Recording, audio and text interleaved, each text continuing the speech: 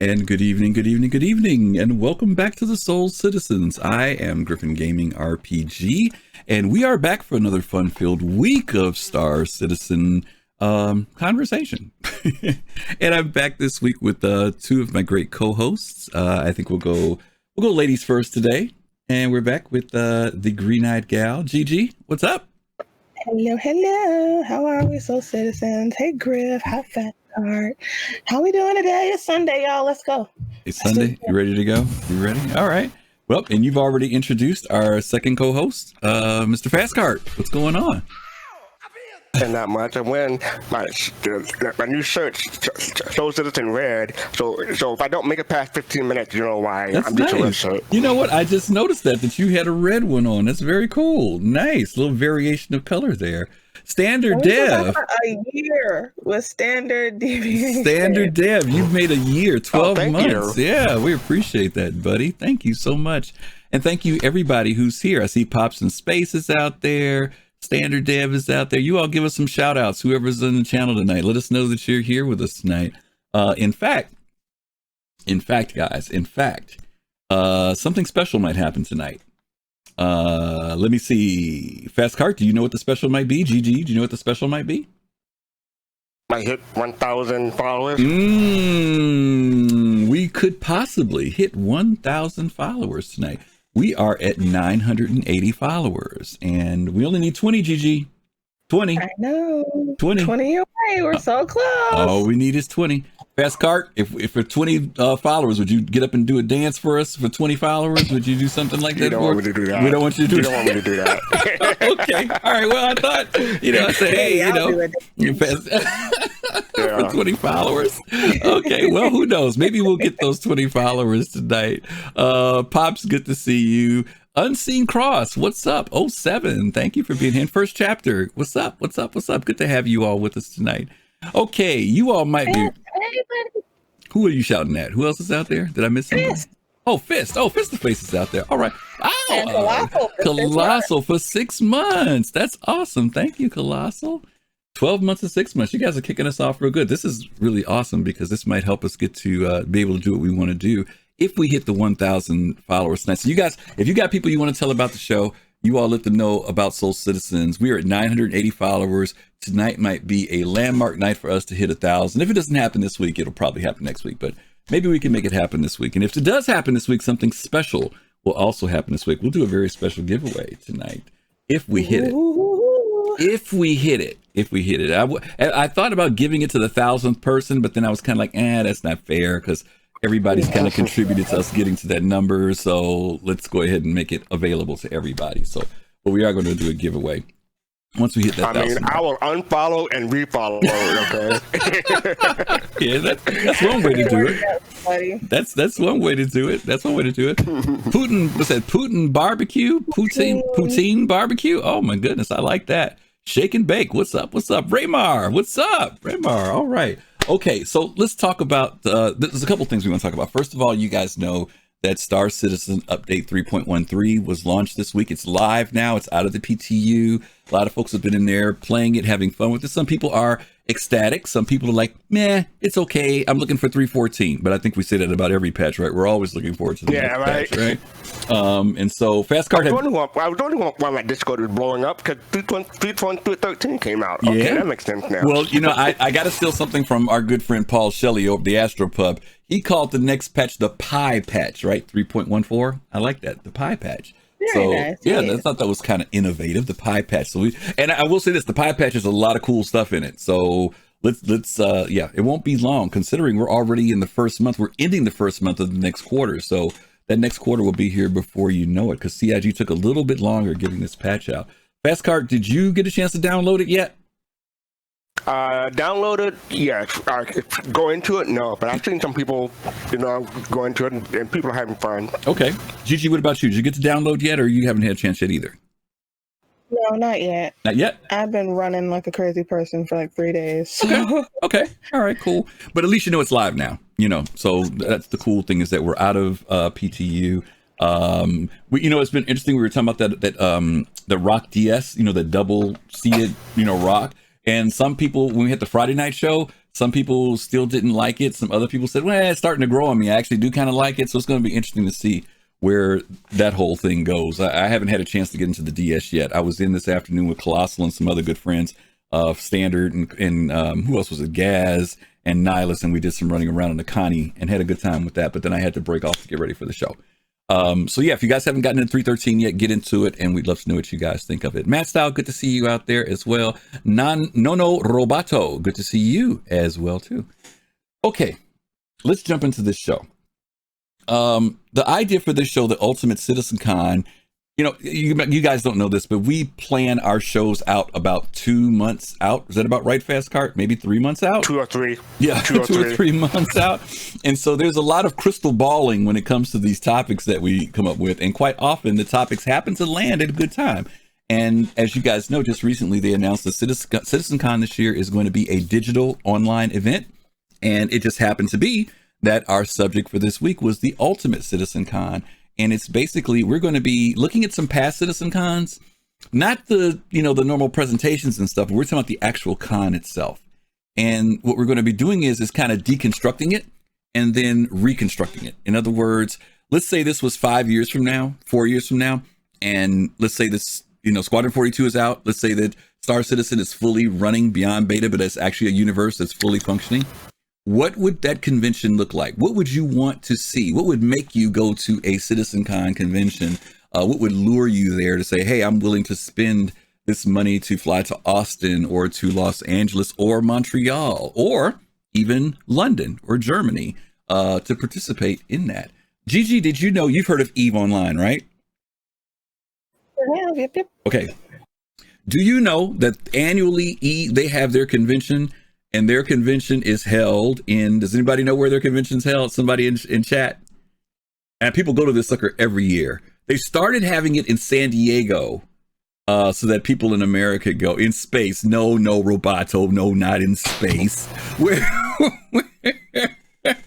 Where did they have it? Does anybody know where EVE holds their annual convention? What's the name of the company? What's the name of the company? CCP. It's not CCP. Yeah, CCP. Does anybody remember? Yeah. Iceland. Thank you. The real tide, no. Iceland. I was going to say Reykjavik. Iceland. I was good. Well, yeah. And I remember one year, I honestly was waiting in line to buy tickets to go. If I could get a ticket, and those tickets sold out, like they were gone in no time flat. And were they like CitizenCon ticket? Yes, gone very quickly. And the thing was, think about, there are people who actually will go all the way to Iceland for a gaming convention every year, which is pretty amazing. And so I think that there are people who do the same thing for CitizenCon. When we've gone, we've been there and people have come from Australia, Germany, all over to come to the States. And then there are people who leave the States and go all the way there too. Now they have E Vegas now. E Vegas. Yep, that's the one that they did in the States now, right? Exactly. Okay, so that's the whole idea of this show, gang. So here's the way the tables is laid. Fastcart on my right has been to CitizenCon. Gigi on my left has not been to CitizenCon. Both of them, though, are convention veterans. They've both been to conventions, not just gaming, but stuff like kind of like would be like a Comic-Con, things of that nature. Gigi, what were some of the ones you went to? I have gone to PhillyCon, with Comic-Con. I've been to the one in LA, which is crazy. I was actually the year before they did the Tom Hiddleston Hall H Loki. I was so mad I didn't make it to that one, but I've been to a bunch of them. That was my thing when I was really, really into Marvel and the Avengers. Okay, was Comic-Cons. Okay. All right, and Fastcart, other than CitizenCon, have you been to any? Well, I know you have. What other cons have you gone to? I've been to PAX South, been to PAX East. I've been to a Star Trek one that was way back in the day. I actually met Scotty during doing. Okay. And I've done PAX. I've done Star Trek conventions. I've done the comic. It's not called Comic-Con. It's called Anime. Well, there's the anime one that we have here, but there's another one that we have here in Chicago. I can't think of it. It's at the Rosemont every year, but I've been to that a couple times. And then I've been to CitizenCon. So we're going to try to take all those experiences of not just CitizenCon, but other conventions that we've had and see Yeah, don't start talking about Tampa, Colossal. We already know. All right. We're going to start talking about how we can maybe take some of the ideas that we've seen at those and present them into CitizenCon. So let's jump into this first video. The first video that we're going to show you guys, and some of you all may have seen this before and maybe you haven't, but CIG would occasionally do these like community videos right before when you go to the convention and we're all sitting there in the theater or the arena. They will show this kind of dedicated to the community kind of video, but it also reflects like what CitizenCon is about. Now, again, today's not about necessarily the topics that they pick, but it is talk about how would you structure the convention that would be something that you would want to go to as a backer for Star Citizen. So let's look at the very first one here. This is the CitizenCon video I was just sharing with you guys about. Let me see, what am I turning off? I'm turning this off. Yep, and I'm turning this on.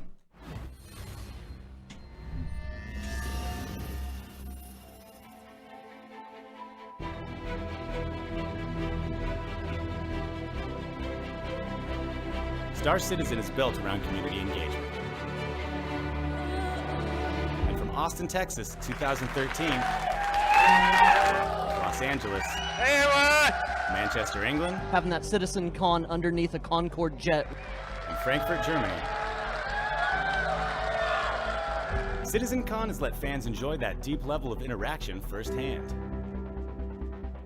CitizenCon attendees have witnessed the reveals of ships like the Hornet, the Retaliator Bomber, and the Gladiator Fighter.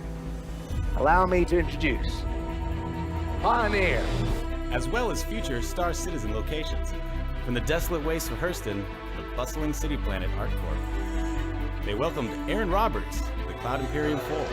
Notoriously stage shy. Witnessed the first Squadron 42 gameplay footage seen anywhere.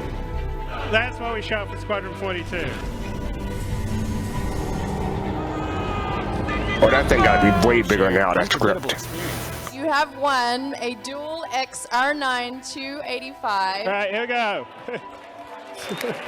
I realized I was one of the lucky ones who got the golden ticket. Everybody that is here will get the weapon that we pick. Okay, I think, screw it, we'll do both of them. And remarkable interactions. It's really, really awesome what they've done with Intel, like the giant saber outside. I really like this, is that you can unlock your face and move your head around. Off to Jared. After Jared. Phoenix Interstellar? Yes. Yeah, this guy from Phoenix Interstellar just showed up here.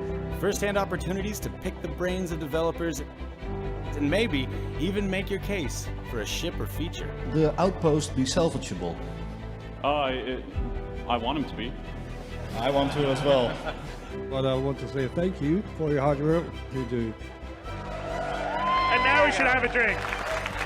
They felt the creative energy in the air, a sense of wonder and camaraderie, the passion of fans, backers, and devs alike, as people from all corners of the verse come together to make memories that'll last a lifetime. Please raise your hand if you have made at least one heartfelt connection with another human being while being part of this project in any shape or form.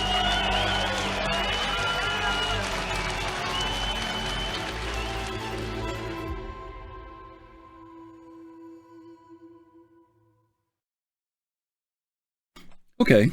Let me hit with Gigi first. Gigi, if you saw that, would that be something to kind of get you like kind of interested in maybe going to a CitizenCon, or is it you didn't see enough there for that? Honestly, probably not. If I saw that, I wouldn't. As much money as the tickets for CitCon cost, I don't think that would be the thing that made me say, "Ooh, I'm gonna go." You know what I mean? Okay. I think there needs to be something eye-catching, something really. Like get a few of the celebrities from the commercial. Okay. Or don't mind that. Okay. Wait. Hold your thought about ideas yet. Hold your ideas because that's going to come up later on. We're going to come for ideas. But I get what you're saying. There wasn't enough there to really, like you said, there's not enough there to make you kind of say, "Hey, do I want to spend the money to go to this right now?" Right from that promo. Okay, and that's fair. That's the whole point of the show. Is if that promo didn't do it for you, that's cool. Fastcart, in retrospect, when you look at it, what do you think? It brings back memories, man. Nostalgia, all the people just hanging out and stuff like that. Yeah, I loved it. Okay, all right. So we got one person because I'm going to go again. Put it that way. Okay, we got one person, fastcart, who yeah, for him it spurs something because he's been there. But somebody like Gigi who hasn't been there, it was like, okay, nice, but I don't know if I want to spend the money to do all that. So that's good. That's good. Okay. Now this promo was taken, as you guys saw, from 2018, from 2948. We're gonna go now and look at some videos that were done. Oh, that's a good question, Fist. Fastcart, do you remember how much tickets are? There's 2 tiers for tickets, Fist to Face. There's people who want to usually sit, and it depends on the facility. But the last time when we went, and I can only speak about Austin, I can't speak about the UK. And maybe if somebody from the UK is in the channel, they can tell us. There was like the first floor seats, and they cost one price, and then there were the the seats up in the balcony. They were another price. They were another price. They weren't nosebleeds. They were good seats. But then you just weren't on the main floor. That was it. And also the difference between those 2 seats was if you were on the first floor, there was a certain type of goodie bag you got. And if you were on the second floor, you got a goodie bag. It was a little different. One was a white bag, one was a black bag. And I don't remember if the contents were any different. But there may have been. Contents were a little bit different. A little bit different? Okay. Do you remember what the prices were, Fastcart, on tickets? I want to say the price for the floor was like $128, and the price for the upstairs farther away was like $90. I was thinking 185 and 135, but you might be closer to what it was. It was something like that, right? They did it for different years. Like I think for like the year before, it was cheaper. Yeah. Okay. Very cool. Okay. I'm not spending over $1,000 for your brotherhood. Very good. Okay. All right. So now let's go ahead and take a look at the next video. Okay. Now this next video, and mind you, I didn't pick this because of who it is. I picked these because these organizations actually cut videos each year. So the year that Fastcart and I went, I'm going by the first year that I attended, which was 2016.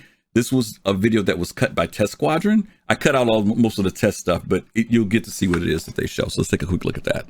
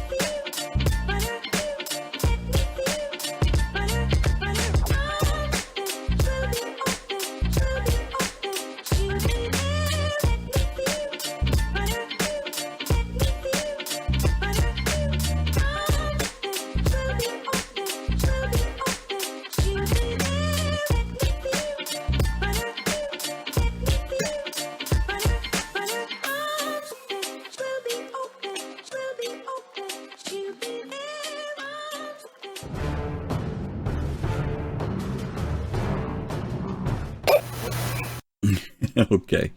All right. So let me stop it there. Let's give some background to this for Gigi and for our folks in chat. This was in 2016 in Los Angeles. Fastcart was there. I was there that year. And Fastcart kind of helped me out here with how the program ran. We got in line that morning. I want to say I was in line that morning at like 10 a.m., 10:30. Something like that. Do you remember what time you got there? Captain Richard got in line around 8 or 9 a.m. Okay, and he was at the front of the line. In the video, I'm actually in the video. My back was there. I could say, well, there I am right there, but I didn't do that. But I was probably about 20 people behind them. Okay, so I was adjacent to the building from where they were, but Captain Richard was up front at the very beginning.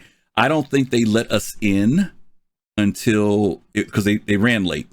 I want to say it was around 2 o'clock. Does that sound about right, Fast 2 o'clock. That sounds right. It was about 2 o'clock in the afternoon when it was supposed to start. We went in. Right. So they started letting us in at 2, and then I want to say after we got in for that, we were in there about another hour before they got started. So now it was 3 o'clock, and at that time, this facility, I want to say, held 800 was the seating in this facility, and so Chris came out and did a presentation. They showed us some stuff. They showed us a timeline of what was going to go on. We got the normal, it wasn't like recently, for those of you who came in most recently, usually when the convention starts, Chris starts out with like an opening presentation, and then they kind of lead us up to a certain point, and then they kind of leave us cliffhanged, and then we go through the day, and then we come back later, and then we see the rest of it. And usually those presentations are like maybe 40 minutes each. When we went that year, the presentation was one presentation. And how long did it last, Fastcart? Maybe. Like an hour. Maybe an hour for the entire presentation. That was it. And so I would say that the events got started around 3:30, and ended around 6. Maybe about 3 hours. Maybe. What do you think, Fastcart? Altogether? Yeah, I want to revise my answer. The presentation probably around 2 hours because you had the in-game demo and stuff like that. I'm only referring to the demo. The demo was about an hour, right? Or 40 minutes? The demo was about an hour. And then he had about an hour, like you said, an hour presentation, because we were going into 3.0 at that time. So he did the whole timeline for 3.0 at that time. But my point is, the total time we spent conventioning was maybe 4 hours, 3-4 hours, 3-4 hours. That was it. Now, after that, what they did was we hung around the theater. They opened up the bar. People could hang around and talk. Autographs. You got autographs, and the autographs were from a few of the people that were the dev people. Like Chris was there. Who else was there? Sandy was there. Everybody was there. Yeah, everybody was there, but no, I'm talking about the people who were up front to sign autographs. Everybody wasn't up front. Yeah, remember? Sandy, Aaron Roberts, maybe Brian Chambers, a whole bunch of people. Yep. Gladestone, you were there. I see Glade, you were there that year, and Glade, I remember he waited in line. They waited in line for these signatures up to 2 hours, maybe 2.5 hours, maybe 3 hours even, to get something signed or to meet Chris. Mm-hmm. Yeah, the thing about it is that as long as the line was to get autographed, they didn't leave until the autograph was signed, until the line ended. So I think that was good of them to do. Well, no, something like that happened when I went to PhillyCon. Tom Hiddleston, they oversold the show really, really bad. So a lot of people ended up having to get refunds for what they paid for because there just wasn't enough time to get everyone done. But Tom Hiddleston, he stayed and he sat in that chair for like 4 extra hours and made sure that everybody who came there got whatever picture or autograph or whatever it was that they paid for. He had an army of cosplay Lokis screaming for him the entire time, like chanting. And we were passing him granola bars and water bottles. Keeping him alive. You're keeping him alive. He was gassed, but he was determined to do it. So that's awesome. Everybody was like, trying to morale him through it.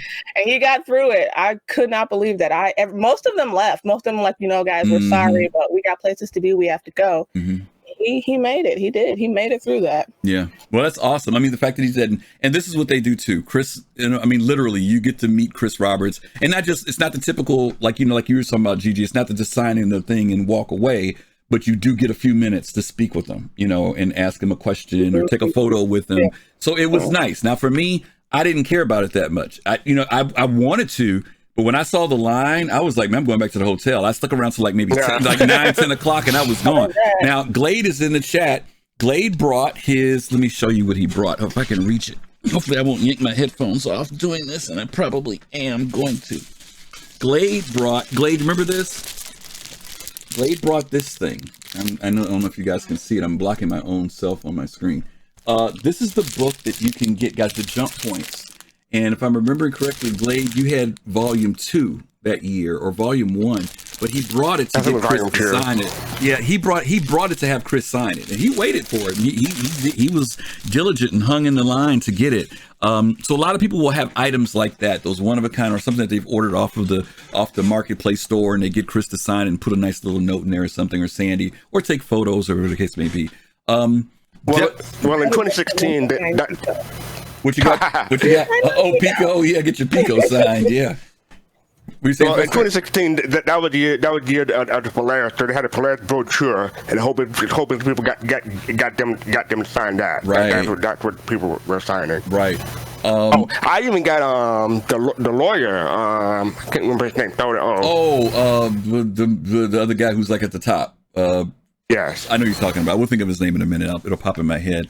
Someone else to put it in chat, but I got his signature, and he rarely signs anything. Right, but you rarely even see him for that matter. Yeah, you rarely even see him, right? But Ortwin, thank you, Nihilus. There you go. There you go, Nihilus. Thank you, Nihilus. So anyway, we're just telling you this because since 2016, this has grown dramatically. The convention is not like that anymore. But I tell you something that does still stick around is the getting started, the waiting in line. That still exists. I don't know how it was in the UK in 2019. But in 2018, we were in line, but we still waited a little while. But it wasn't like that 4-hour wait. You know, it really wasn't like that. And it wasn't as hot. Yeah, it was. Yeah, well, we were inside a nice air-conditioned building, which was nice too. It made a big difference. In LA, it was smoking hot. It was so hot that day. I remember how hot it was. And that line you can almost fry an egg on the sidewalk. The line you're seeing on the screen went 2 blocks long. It went all the way down Hollywood, not Hollywood, it's Vine, I think, and then it went around the corner. I actually went out and shot video of it, and it was like almost a block and a half, 2 blocks long, of folks waiting to get inside for the event. I can tell you, I would have said screw that and went and got tacos and went back and came back. Yeah. Well, can I say my experience? Yeah, with this particular one. Yeah.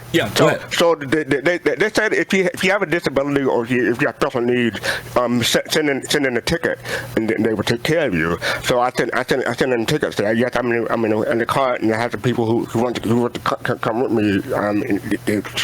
In front and stuff like that. So I had Miss Hart, Bear Red, Fizzer from the Base Radio, and Bear Red had a mutual friend with Miss Hart, and Eden Star, who was the millionth citizen, and we all stood in front of the line. So most people waited like 4 hours out in the hot sun. We were just chilling in the shade. So if you have a disability, you can just sit tight in the front, because the other people were actually inside the building sitting down. But we were outside though. That's not what fastcart is telling y'all. What fastcart is telling y'all is to bring a crutch, bring a wheelchair or something, and y'all can sit up front with him and y'all can get in early. That's what he's trying to tell you. Or you can just hang out with me. Just say, hey, fastcart, hook me up. And, I'll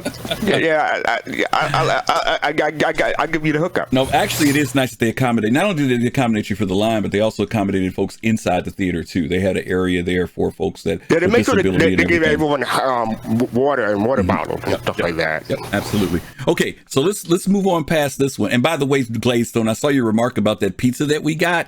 That was not that I bought the crappiest pizza. It's that they have crappy pizza in LA. Get it right. That was what the issue was. It had nothing to do with me. Okay. All right. Why are you buying pizza anywhere that's not New York or Listen, Chicago? It was late night. We were at a hotel and there was nothing else to eat. And I said, I spun the wheel and said, let's give it a shot. And it was terrible. All right, so let's go to the next video.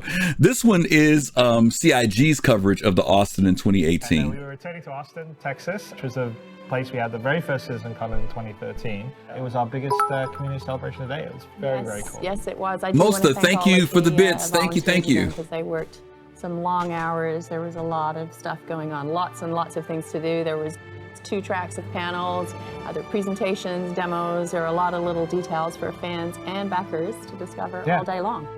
And definitely tell that really cool they did more stuff in this one. A lot more work put into it. Representatives, which were actors that never broke character, which was pretty damn cool. I think Jared and Tyler tried to get him to break it. Aegis, how do you pronounce it? Let's settle it. Aegis Dynamics. What is the UEE doing here? Yes, what is the UEE doing here? To a life-size dragonfly and themed food and drink. There's a huge amount of things to do, and anecdotally, pretty much everyone that came up to me said it was the best CitizenCon yet for them. So that was super cool. I got that too. It certainly was a lot of fun. Check this out.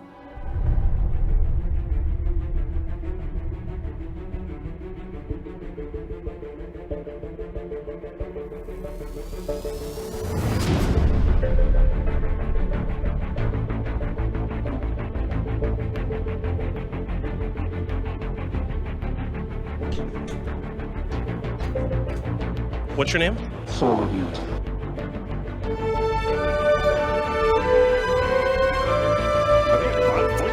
I take the picture now? Can I take the picture now? You know, you could say I might be a little bit of a Drake fan. What do you think about the Kraken? Oh, we just revealed it. Did you expect it? Probably. My goodness, heck no, I didn't expect it. Humans. The community is great. The people I've met are awesome. The devs are even amazing. Like, they're super nice, and they're listening to the community. Your thumbs up, like, you know, like you were saying, I got big ears, you know, almost, you know, like that. There you go. Okay, sweet. I was just about to ask if you jumped around. This whole event is absolutely fantastic. The fact that it is so large and everybody is so passionate here based off of one man's vision, a video game, it's staggering. Did everybody have a good time today?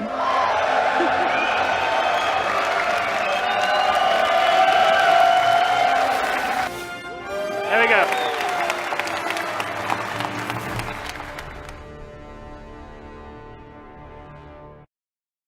Okay, so that was 2018. Gigi, let me come to you again first. First of all, I've always found CitizenCon to be unique or interesting in the fact that there's already a convention for a game that isn't even out yet. You know, that's kind of rare. I don't know too many other games that have a convention of this scale for something that, quote unquote, you know what I mean, isn't really out, even though it is out. You know what I mean? When you saw the video clipping there, what did you see? Did you see that feel like it got better, growing, more professional, or did it look the same to you? It's definitely growing. I feel like because of Chris Roberts' vision, his vision is a social game. Like, you are forced to interact. That's the point of the game. And so I feel like in these clips, they're centering on that idea, which is not the best way to get people who have not been to one to come to one. You gotta do something or put something in this that draws the eye of people who have played the game but not interacted really with the community. Because these clips aren't doing it for me. Okay. Oh, fair enough. Yeah, fair enough. fastcart, what about you? You went to Austin as well. So any feedback or thoughts on what you saw in this particular clip? Yeah, they're definitely more professional, more organized. They went bigger of everything. Like we talk about the presentation, they were day-long presentations and multiple presentations. And I think that year they had like 2 stages, or maybe 3 if you count the main stage. So they had multiple stages, and you had to plan out which one you wanted to be at, and you had to plan out which one you had to miss because you wanted to get lunch in the middle. So I got lunch right after the main introduction presentation with Chris Roberts, and then I went to a whole bunch of others during the day, and I didn't leave until like 4 a.m. or something like that. I was one of the last ones to leave that day. Do you think that maybe Gigi has a point, because he's striking a nerve with me a little bit here in the sense of some truth? Do you think that maybe there is a point? Because most people who go to CitizenCon because people have told them about it, not because they saw a marketing piece or a show or something that says, "Ooh, wow, I really want to go to that." Once you've been to one, you get it. But even when I look at this video now, it was highlights from it. But some of that stuff, if you didn't know what it was, you really didn't know what it was, And so, the CIG maybe need to start thinking about, because they don't really market it. I mean, they don't really put out a commercial, you know what I mean, about CitizenCon. And so do you think that, and I'm asking you, Fastcart, do you think that that would be something that they need to start thinking about so that people have a better understanding of, and maybe draw even people who aren't in the community to come to it? The thing is, they have a limited amount of tickets. Like for 2018, they had like 1,700 tickets total for everything, and they sold out, very, very quickly. So if you want to, that they could try to draw more people into it, but they would need a bigger venue, and probably have to charge more money for that venue. So it's a give and take kind of thing, in my opinion. But for me, my personal thing is, yes, I do like going to the presentation, but I go mostly to see people that I haven't seen in a year or two, to meet them in person. That's my draw for CitizenCon. Okay, and I get it for you, but again, you and I have been there before. Like I said, once you've gone, you get it. But So you gotta think about it from my perspective, right? I've never been. This is a video game that is not finished, and they are already throwing a con for it, and they are doing no marketing toward the people who play Star Citizen but have not been to a con. These clips are all for people who've already been. These clips are all for people who get it already.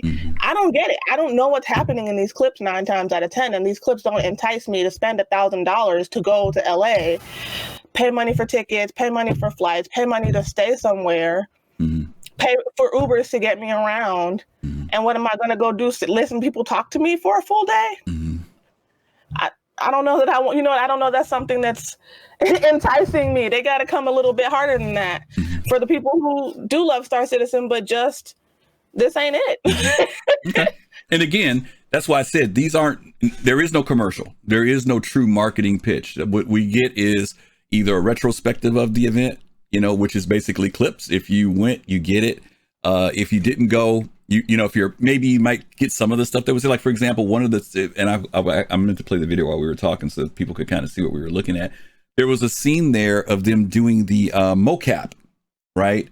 But what it doesn't tell you is that when they did the mocap, they actually did a thing where some people, they scanned their faces in so that they will actually end up being in the game later on. Meyer and some other people were people who got their faces scanned to actually be into Star Citizen, or features from their faces.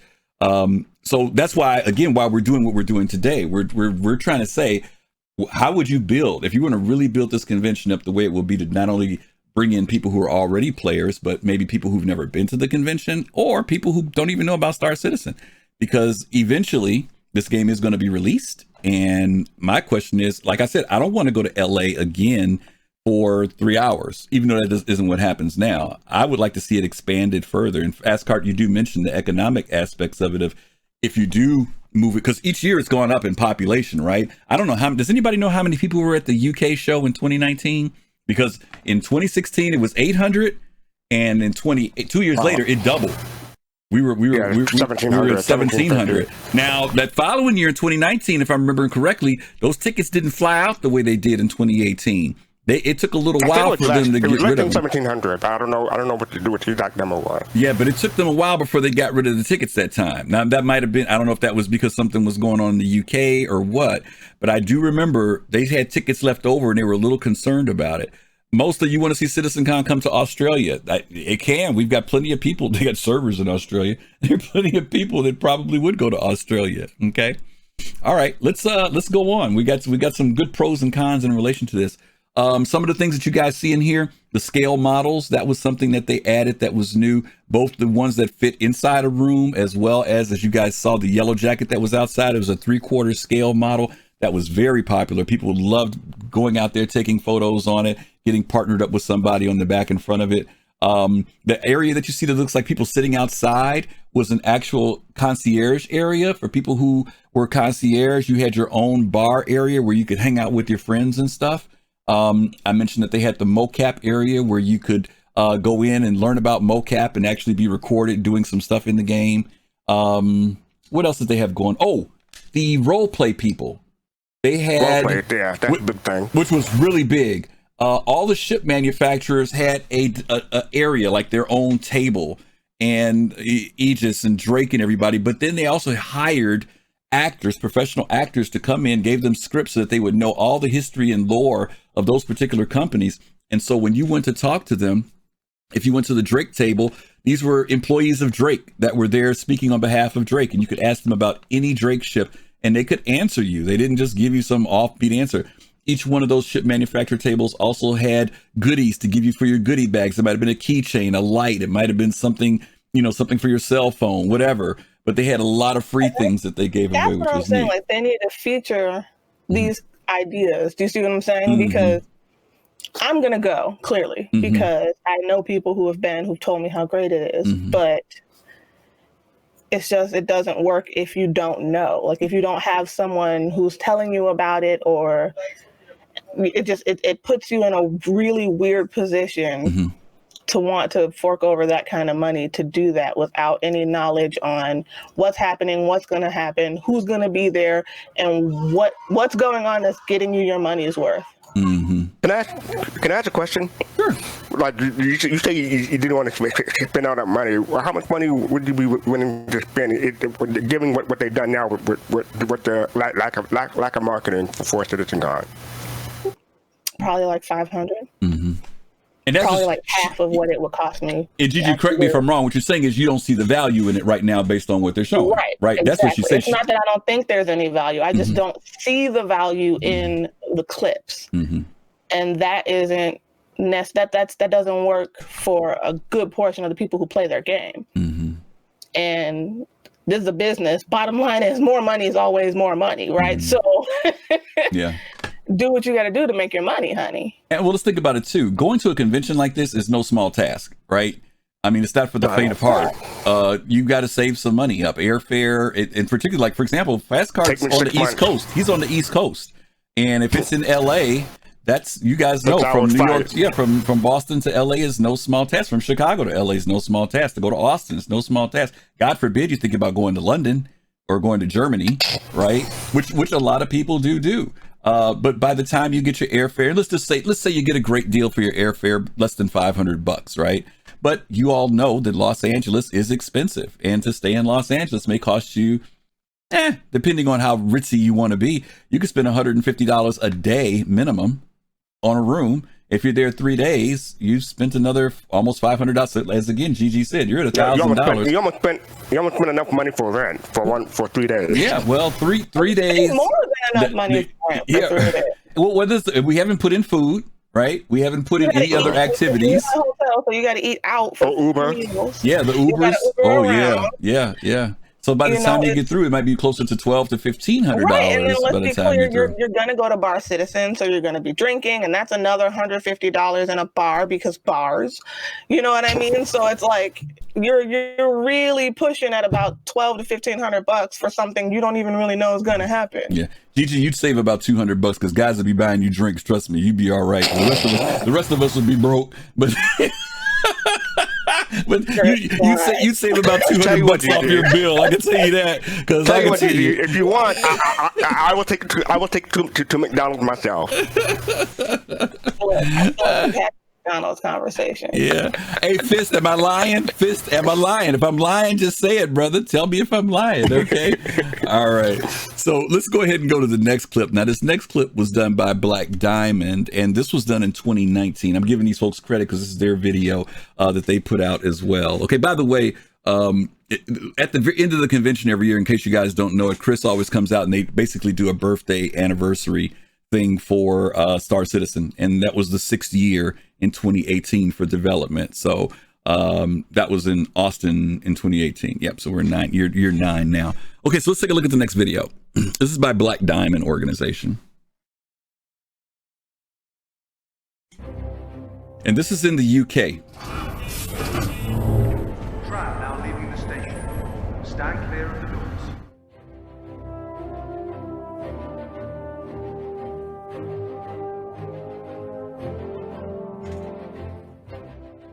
I'm always surprised when we do a show, you know, like a shitload of people are coming, and then you come outside and you go, wow, there's a shitload of people. Yeah. It's kind of silly. Yeah.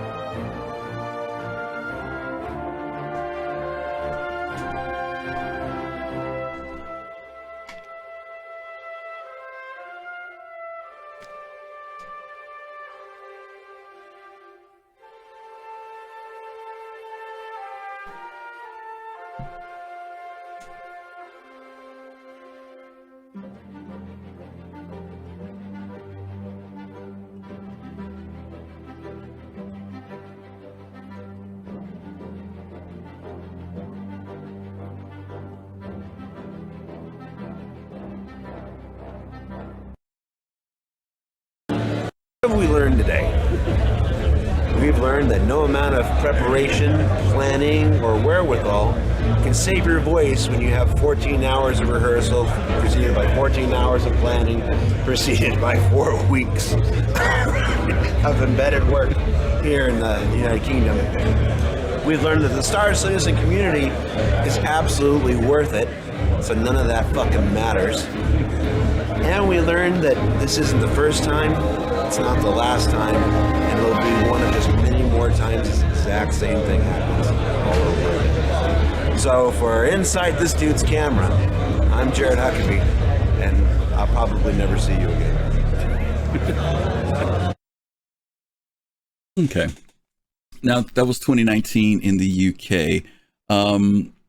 Again, I'm not sure what the amount of people were. fastcart, do you have any information on how many people attended that particular one?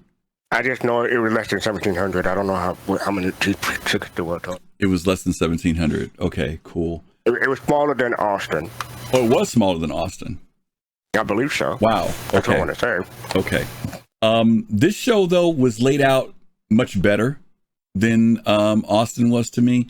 I kind of felt like they were kind of getting their groove with how they would structure their shows.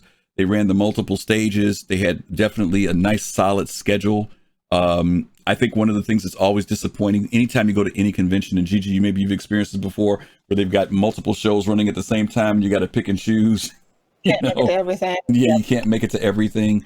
What is nice is that everything is recorded, and so you do get to come back later on, and everything within about maybe 2 weeks, everything is up on YouTube for us to watch, and things that you got a chance that you missed, but you didn't get to participate in. I don't remember anything in particular that folks talked about in relation to this event that was any different than the other one, other than the fact it just seemed like it was much more structured. I don't know if there were any long wait times. I don't know if there were any issues in relation to, that's one of the things I want to talk about. Before we go any further, there were some things that they did at this convention that were much nicer. They have one thing called cause and effect. You see the guy walking on the stage with the bag over his head from Hurston, right? They had a really nice cosplay. Their cosplay was really, really nice. They did this year, and they featured it, which was really nice when they did that. Also, we're going to look at a second video. I'm just going to jump to that video now while we're talking. This one was done by Atlas Industries. You don't have to worry about hearing the audio and stuff for it. But Atlas did a thing of their marketplace. And Jad, I know you just said this in your message earlier. You talked about what are some other ways that they can be bringing in money. And so they ran a marketplace. Now, I don't know everything that was in this marketplace, but there were vendors there. There were vendors in the sense of, like, when they did it in 2018, they had 4 vendor tables for organizations.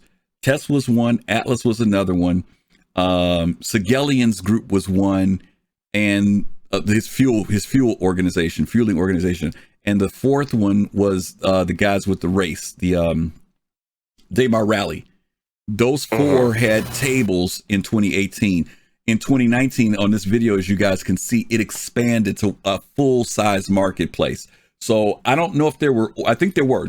I think the orgs were in this room as well. But some of you, Ultimate Energy, thank you, Jad, Ultimate Energy.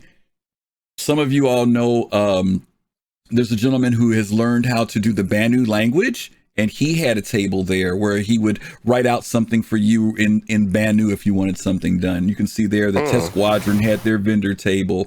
They had a torpedo burrito stand there, which we forgot to mention in 2018. We're going to go, when we go back and talk about 2018, we're going to talk about how they provided food in 2018. But the thing that I really liked about this was this marketplace. It was a whole nother level of not only social dynamic, but also some economics where shirts, all types of things could be purchased. Now, I don't know whether or not there was stuff that was done by CIG here. That's the only thing I don't know. I've looked at this video several times, and I have yet to see anything that was like where CIG's merchandise was being sold. And that's something I'm kind of curious about. The number one thing that was different about 2019 that they haven't done, that they didn't do in the previous year, number one thing, they started on time. Yeah. The presentation started on time that year. Yeah. And this kind of goes back to what I talk about each year. They've been improving it and getting it like better, much more locked down with different things, even with the things that they've been adding. again, this was really impressive to me because it seemed like a lot of people were in the marketplace and that there was there's a lot of activity going on. In 2018, those of you all who went to Austin, or if you didn't go to Austin, they had an outdoor courtyard area outside of the arena where they brought in like 4 or 5 food trucks.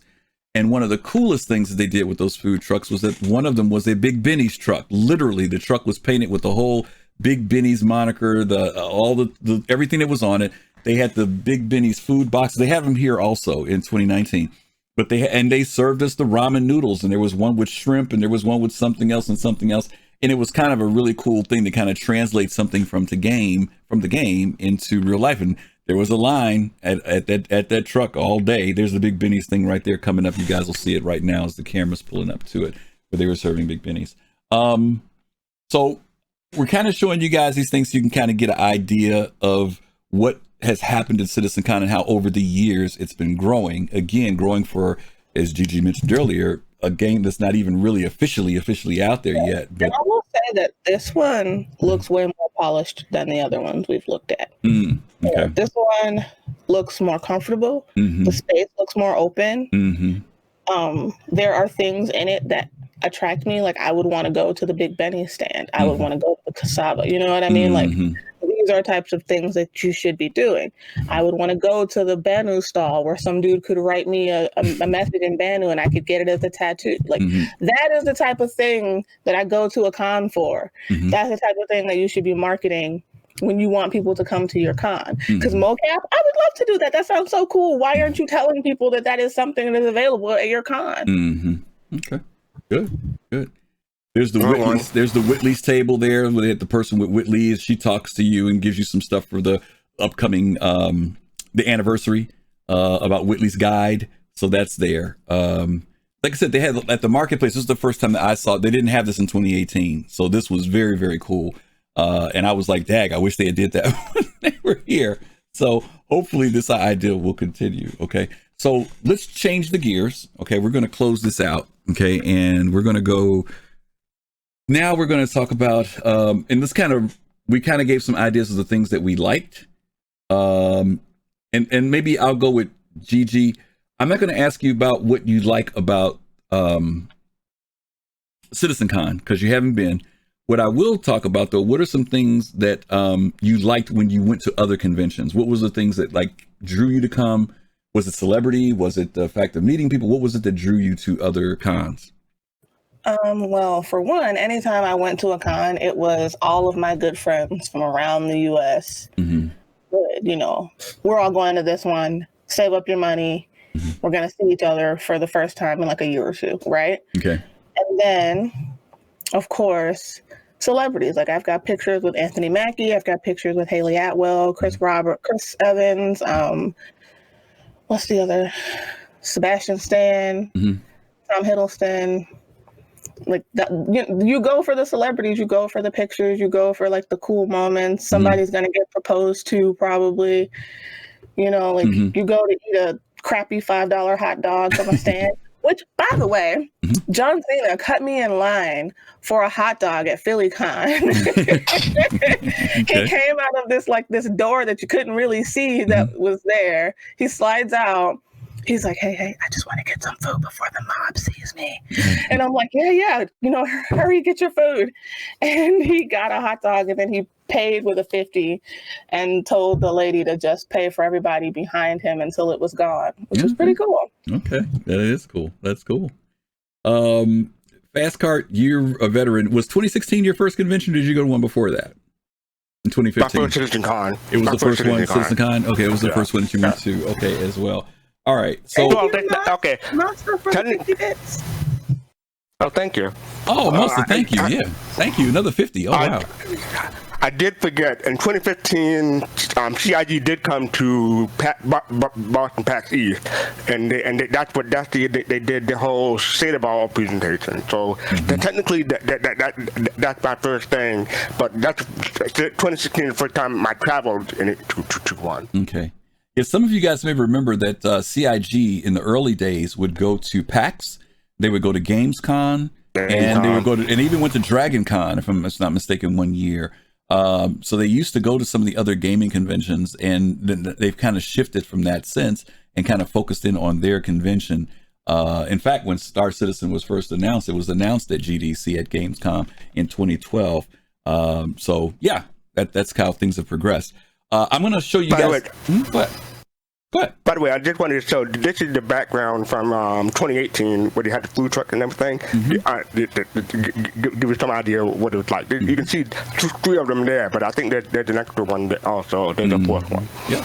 And we're going to come back to that, in fact, because we're going to talk a little bit about food and drink. So let's see. Radagast says, man, when I think of all the dev time they wasted for all those kind of demos, and they did the sandworm anyway.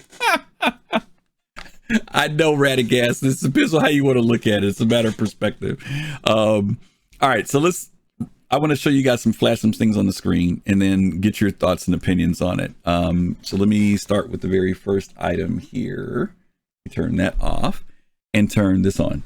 Now, some of you guys know that when CitizenCon comes around, they often give us digital items for the game. In this case, they would give us a trophy, a statue that said Citizen. This was for $29.45. This was in 2015. My question is this stuff relevant? Does it mean anything? Would you like to see more? Because they only usually give us a couple of digital items. For those of you who don't know, if you in your hangars, the hangars have been so jacked up for so long, it's ridiculous. But you are supposed to be able to go. What happened to Master? Oh, Master just donated $50. Oh wow, I didn't see it. Okay, thank you, Master. I've got my sound turned down. I'm sorry. Thank you, Master. And then 97.9 with 100 bits. 100 you guys bits. Are wonderful. We Thank love you all. Thank you all so much. Thank you all. Sorry about that, Griff. No, that's okay. No, I'm glad you said it because it didn't pop up on my thing here. So thank you for telling me. So these digital items, the reason why they give you these things is that in your hangar and supposedly in your hab, you will be able to set these things up and decorate. Some of you all have been seeing the homesteads recently. You'll be able to hopefully take these same items and set them up in your homes or your apartments or your habs or your hangar. We used to be able to do it in the hangar all the time, but the hangar's been bugged recently, so you can't do that now. But not only could you just set up stuff, they have a trophy case. They've got a case for displaying model ships. I used to have all that stuff laid out. Digital items. Gigi, yes or no? They mean something to you? No, they don't mean something to you, or does it depend? I think it depends, honestly, because I think it would be cool to, like, as you're leaving, they give you like a little card, a little scratch off card, and you scratch it off and you get a number and you type your number in and redeem like some free thing that only people got from who came to the con. Like, I think that would be cool. I think that would be like a fun way to bring together people who went to this specific con. Even if it was like, I would go for maybe like an insignia on my armor. Give me like an insignia I can put on my armor that I went to this specific con. Right. Like, that would be really cool for me. I would love that. Okay, cool. fastcart, we lost your video, but are you there audio wise? I'm here. Okay. Is your video okay, or is something I need to do on my end? I should be back now. You should be back now? Yeah. Okay, I don't have him. Oh, there he is. Oh, I gotta get rid of him and bring him back. Okay.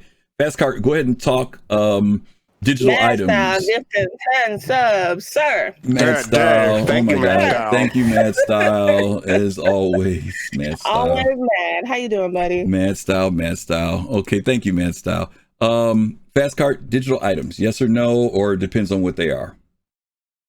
The only reason, not the only reason, but one of the reasons why I subscribe around CitizenCon is to get the digital goodies and stuff like that. I love those collectibles, digital or real life collectibles. So that's a good way to get me to spend money on stuff. So okay. I love them.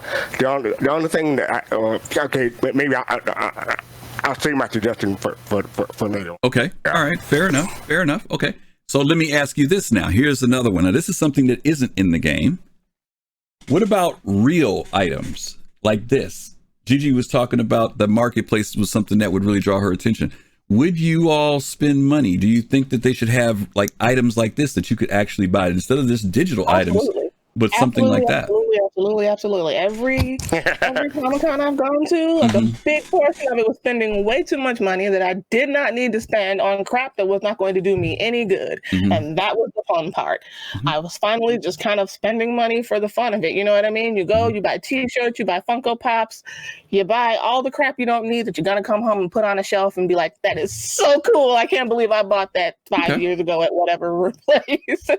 Okay. Hey, I bought something at the Big Benny food truck just to get a Big Benny box. So yes. Yeah. So you would buy an item. GoMab says definitely. Would you buy something like that, fastcart? If it was like something that's an actual little thing like that shows that you went to the convention, would you actually buy something like that? It depends on what it is. That one maybe not so much, but. Yeah, that one on screen maybe not so much, but I would definitely get.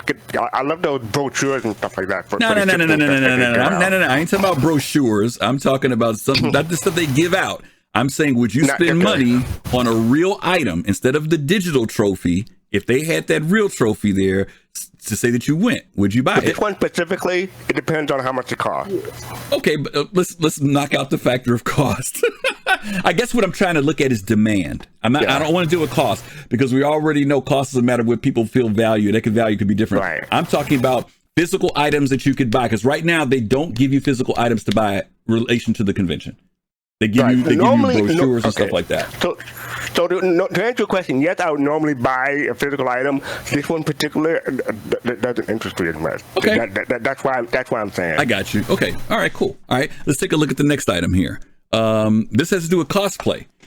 Gigi, is cosplay something that you would get into, or even if you're not into it, do you dig it when you see people doing it, or do you think they're all a bunch of nerds? Which one fall into the category? I was planning to go to CitizenCon this year as a Ahsoka Tano, so yeah, all down for cosplay. Okay, cosplay is good for you. Fastcart, what about you? I was going to go at Chris Potato. No, I'm kidding. Normally, I'm not really into cosplay. I love people who do it, but it's not my thing. Okay, all right. Now, a lot of people, these folks, some of these people actually were in the competition. Other people just dressed up just for cosplay's sake, right? They weren't in the contest or anything. So it's a mixture of that, okay? There's another level of that I want to look at, though. And these were the folks who actually did the competition in 2019. And they were a little bit more. That was so much fun. Yeah, it was done very well, too. The fans were very receptive to them. Now, we talk about the people who are walking around. That first picture was people who just kind of walking around. Gigi, do you think that the competitions, and I don't know, did they have a first place, second place, and third place fastcart? Do you remember? I think they did, right? They did, but I don't remember what the prizes were. Okay. Gigi, would you do a competition, or would you just go for the sake of just dressing up for the heck of it? No, I just go to have fun. I'm not into the competitions. I don't like people to ask me for pictures and to touch me. Yeah, because that's exactly what people do when you cosplay. No, they do. My girls went with me to the Star Wars convention, and when they went to the Star Wars convention, we couldn't walk more than 3-4 minutes before somebody wanted to stop and pose with them. It was constant through the whole convention. So, yeah. I went to a Marvel con dressed as Black Widow, and that was a bad idea. Yeah. Okay. Jod. Yes, Jod. He was, when he came on the stage, the whole place went crazy with the bag on his head, because he was the Hurston guy. He won first place. And he was the Hurston guy, and everybody loved it. So it was the last expected costume to walk out on the stage of somebody dressed up like one of the bagheads in Hurston. Okay. All right, let's jump to this next one. He didn't pass out. Yep. Now this goes to where Fastcart's pictures, if you guys can see behind him as well as the one in front of you. This was something that I want to ask about. Do you think that they should have a venue that allows us to be inside and outside? And the reason why I'm saying that is because it was nice when I went to Austin that we could go outside, and that's where they had a lot of the tables where you could eat. The food trucks were out there. And then when you want to go inside, you could be inside. Or does a venue, like maybe where everything's inside, like we saw in the UK, everything was inside? Do you think it's kind of I know it depends on climate. We were this was in Texas, right? So, it was nice out, But it was hot out. It was hot. But it wasn't so bad outside in Texas. It was bad in LA. LA was hot. It depends on what's not, like in my background, you could see that the sun and the shadow. Yeah. In the shade, it was nice. In the sun, not so much. Right. Yep. Very true. Very true. Gigi, to the events you went to, were they all indoor? Or did you have something that was like indoor, outdoor? No, they were all indoor. All indoor? Okay. All indoor, all Okay. summertime, all air conditioned. Okay. Gotcha. The food truck idea, what do you all think about that? Do you think that the food truck idea is a cool thing to do as a way, because it kind of takes the pressure off of the CIG to provide food by doing that? You know, all they got to do is... I've always liked food trucks. It's because food trucks are really a win-win. Like, this company usually gets a lot of free PR. You know what I mean? And they usually only give out like bite-sized amounts of food because you're walking around, you're not trying to like pound 4 tacos while you're going around talking to people. And it really does, it takes some of the pressure off of not only the venue to try to host food, but off of the company who booked the venue to pay for the hosted food. It's so much cheaper to get food trucks than it is to try to pay a venue to cater. Yeah. Catering is always so expensive. And food truck food is always better than catered food. Well, I was going to say, the other thing that was nice about having the food trucks is that there was varieties of different food, right? You may not have liked what was on this truck, but there was another truck that had something that you did like, which was nice. Food truck food is better. It's cooked by people who cook at home. You know what I mean? And not only that, but you get an option. Like, maybe I don't want chicken, steak, or fish. Maybe I want like something handheld or food, you know, fun. The whole point of these cons is fun. FC? And I just want to say that it probably contributed to the increasing price of CitizenCon tickets each year. Like we talked about in 2016, the tickets were a lot cheaper in 2016 than 2018. That's true. But like you said, the venues also grew too, and that's just kind of exponentially going to happen, right? Altogether. But they also gave us stuff too, which they didn't do in 2016, which was another thing, because in 2018 we got that one brochure in 2016, but in 2018 we got that bag. Yeah, that's what I'm saying. That was just a brochure, you know.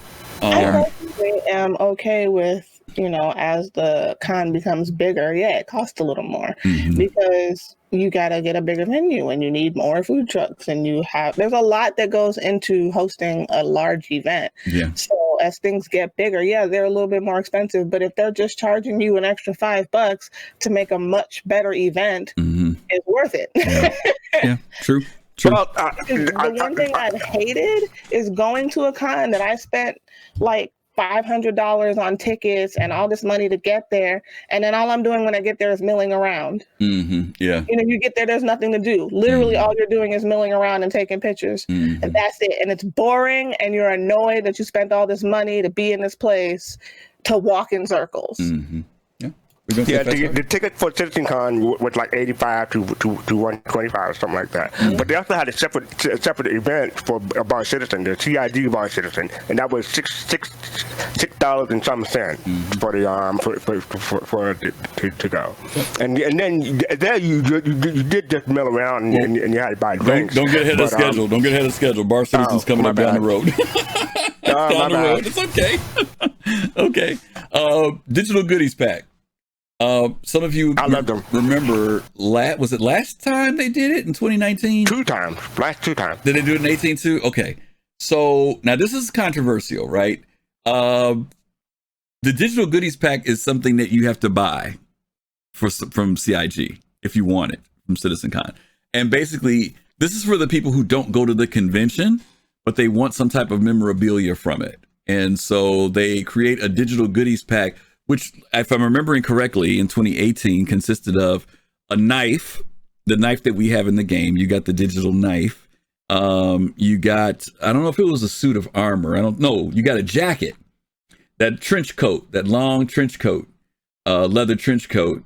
And you got, does anybody remember what the other item was from the digital pack from 2017? I have it. Yeah. I don't remember what they gave us in 2049. Now, in real items you got, if you paid for the full pack when you went, you ended up getting a goodie bag, an actual cloth bag. It had the program book in it. It had some pins in it. It had a keychain or a light switch. There was a couple other items in there. There was like a USB thing in there and some other items that some of you all might remember that were in the bag when you got the actual physical bag. And again, people who paid for the higher ticket had one type of bag. People who paid for the lower ticket had another type of bag, and both bags were good. They were both nice, but they just had some different items in them. Okay. Go ahead, fastcart. I'm looking at it now. In 2018, you got a trophy. That's the 2948 trophy and 2948 weapon, and you also had the wearable in-game duster jacket. They had the thing on the back, the logo on the back. Right. And in 2019, got in-game telescope. An in-game telescope, an in-game plushie. I think it looked like it's a keg. It's a keg. Right. And you got a 2949 suit, 2949 trophy, 2949 armor, and you had a 2949 backpack. Right. That's what it was. That's where that backpack came from. Thank you. Nihilus and I were trying to talk the other day about when did they give away that backpack.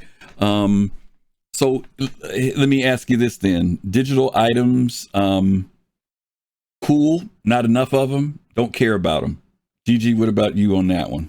I know you haven't experienced it yet, so do you care about them? Does it depend on what they are, or you're not interested? It depends on what they are. Mm-hmm. Like,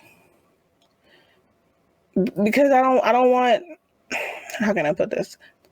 Things that interest most people in video games usually don't hold a lot of interest for me. So I'm not interested in decorating a hangar that I'm going to walk around and look at stuff in. So don't give me anything that's just for me to go sit it in my hangar and walk around and look at it sometime. Okay.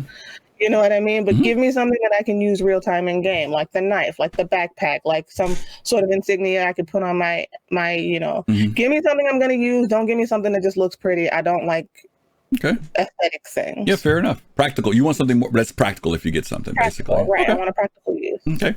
FC, what about you?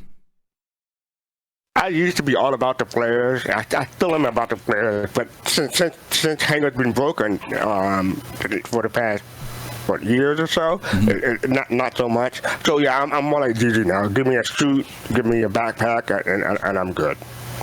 Okay. I love that leather jacket they gave us. I hate the fact that they put the CitizenCon date on the back of it. I don't need that. I want the coat to be distinguishable enough that when people see it, they automatically know it came from a CitizenCon. I don't need it to say CitizenCon 2949 on the back of it.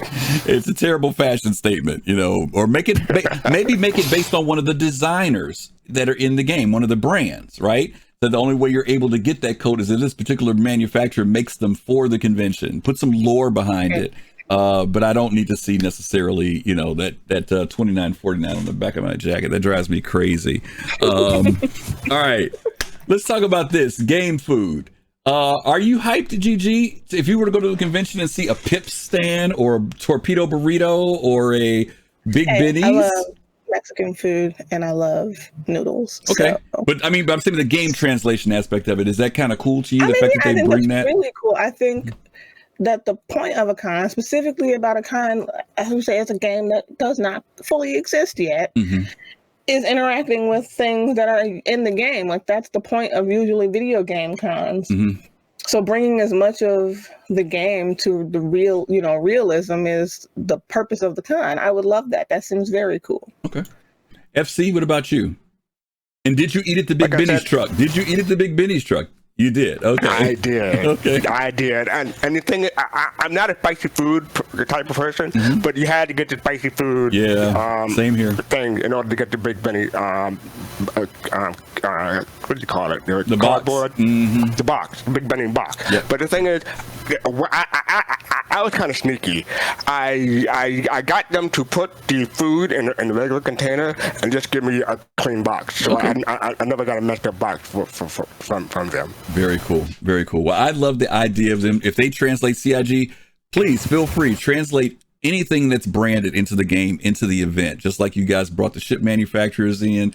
Bring Torpedo Burrito. Bring Big Benny's. I think those are all very cool ideas. Bring Pips. Yeah, hey, that would be awesome. Bring Pips. Anything that you can do to bring the realism to those experiences, I think it just is a boon. I think it's a plus toward anything with marketing. Let's talk about the other areas that were going on. And that's the fact, and I'm not sure because I didn't go to UK. Did they have a bar? Because it looks like here that there was an actual bar, physical bar there. What'd you say? Chris, did you just ask if there was a bar in the UK? Is that a question? No, I mean at the No. I'm asking, at that convention that year, did they have a bar at the convention? My question for you is, I know in the UK. Yeah, okay, you're right. You're right. I get it. You're right. A bar available. Okay. Well, do you want a bar at the convention? I guess that's the thing I was going to ask next. And should they? Not. Well, let me tell you what happened. I was really surprised. A few years ago, I went to a Trek cruise. I went to Star Trek's cruise. And one of the things that was amazing, I mean, I thought it was going to be nice, and I heard they were nice, but what was cool was that everything on the ship was themed out to Star Trek. Every restaurant, the menu items were all Star Trek stuff. They changed the logos. The elevators were done as turbo lifts. When you went inside where there's normally advertisements around the top of the elevator, it was all Star Trek stuff that was up there. When you went to the bar, all the drinks were Klingon this, Romulan this, or whatever, you could ask for like a regular rum and Coke if you wanted to, but they had all these specialty drinks that were made. And so I guess that was my question. Do we really want to see that type of theme? Because Bar Citizen is separate. That's why I'm kind of separating this. Do we want the convention to be kind of themed in that area as well, where maybe there is a Van Duel beer, or something like that? Or, is that taking it too far? So no, I think it would be cool for the people who like that kind of thing. And so I wouldn't say no just because I don't want to take away something I know a lot of people would enjoy just because it's not for me. And I know that a lot of people would love that. Just specifically for me, I don't want to be like even slightly inebriated at a con. Right. You know what I mean? Like not even slightly. I want to be completely sober at a con. Yeah, I hear you. And mind you, they could have non-alcoholic drinks too, but I get what you're saying too. Yeah. Right. Yeah. I'm just saying, should they provide that type of liquid, whatever, for folks? I think so, yeah. I think the only issue you might run into with that is that people being people overindulging and causing. Might have to have security there as well, right? Exactly. But, look at Colossal. Look at Colossal's comment. Banu juice. It's not juice. It's juice. I love that. I mean, for me, if I were to get inebriated at a con, you would have to prevent me from going on the stage with Chris Roberts and Sandy and stuff like that. So, that's probably not a good idea for me. But I'll probably get something non-alcoholic and just hang out and stuff like that. I think that would be cool. Say when I went to Hogsmeade for Harry Potter, I did get a butterbeer. Yeah. Yeah, matter of fact, you can't even go unless you get one, right? That's the whole deal when you go, right? That's kind of the point. It's warm and it's butterscotchy and delicious. Absolutely. Okay, another thing that they had in the marketplace, and this was a little interesting, they had third-party people there. In other words, people who did, like, this is from Game Glass. The folks from Game Glass were there, right? Gigi, you mentioned about the guy who was doing the handwriting, as a business, right? He's doing that handwriting in Banu. Not just orgs, but there were third-party companies or organizations, whatever, in relation to Star Citizen that were there. I thought this was nice. In other words, is it cool to bring VKB with their joysticks? Is it cool to bring, that type of thing in? Should they open the door up more to third-party people being there that kind of help to enhance gameplay and stuff like that? Yes. Hello. Yeah. These are the people whose items make your game playable and fun. Okay. Why would you not only open up that door to make yourself some more money, but also the people, like, I feel like most places who do this type of thing have vendors, right? It is a win-win situation. Everybody gets paid. Why would you not want to help the people who are helping your game and yourself in one fell swoop? Third party is great. Vet them carefully and put them on your floor and make the extra money. And it will be fun for us who attend, because that's just more to do. Yeah. And these cons are not cheap, and they're not for the faint of heart. You plan months in ahead, almost a year sometimes before you get to a con.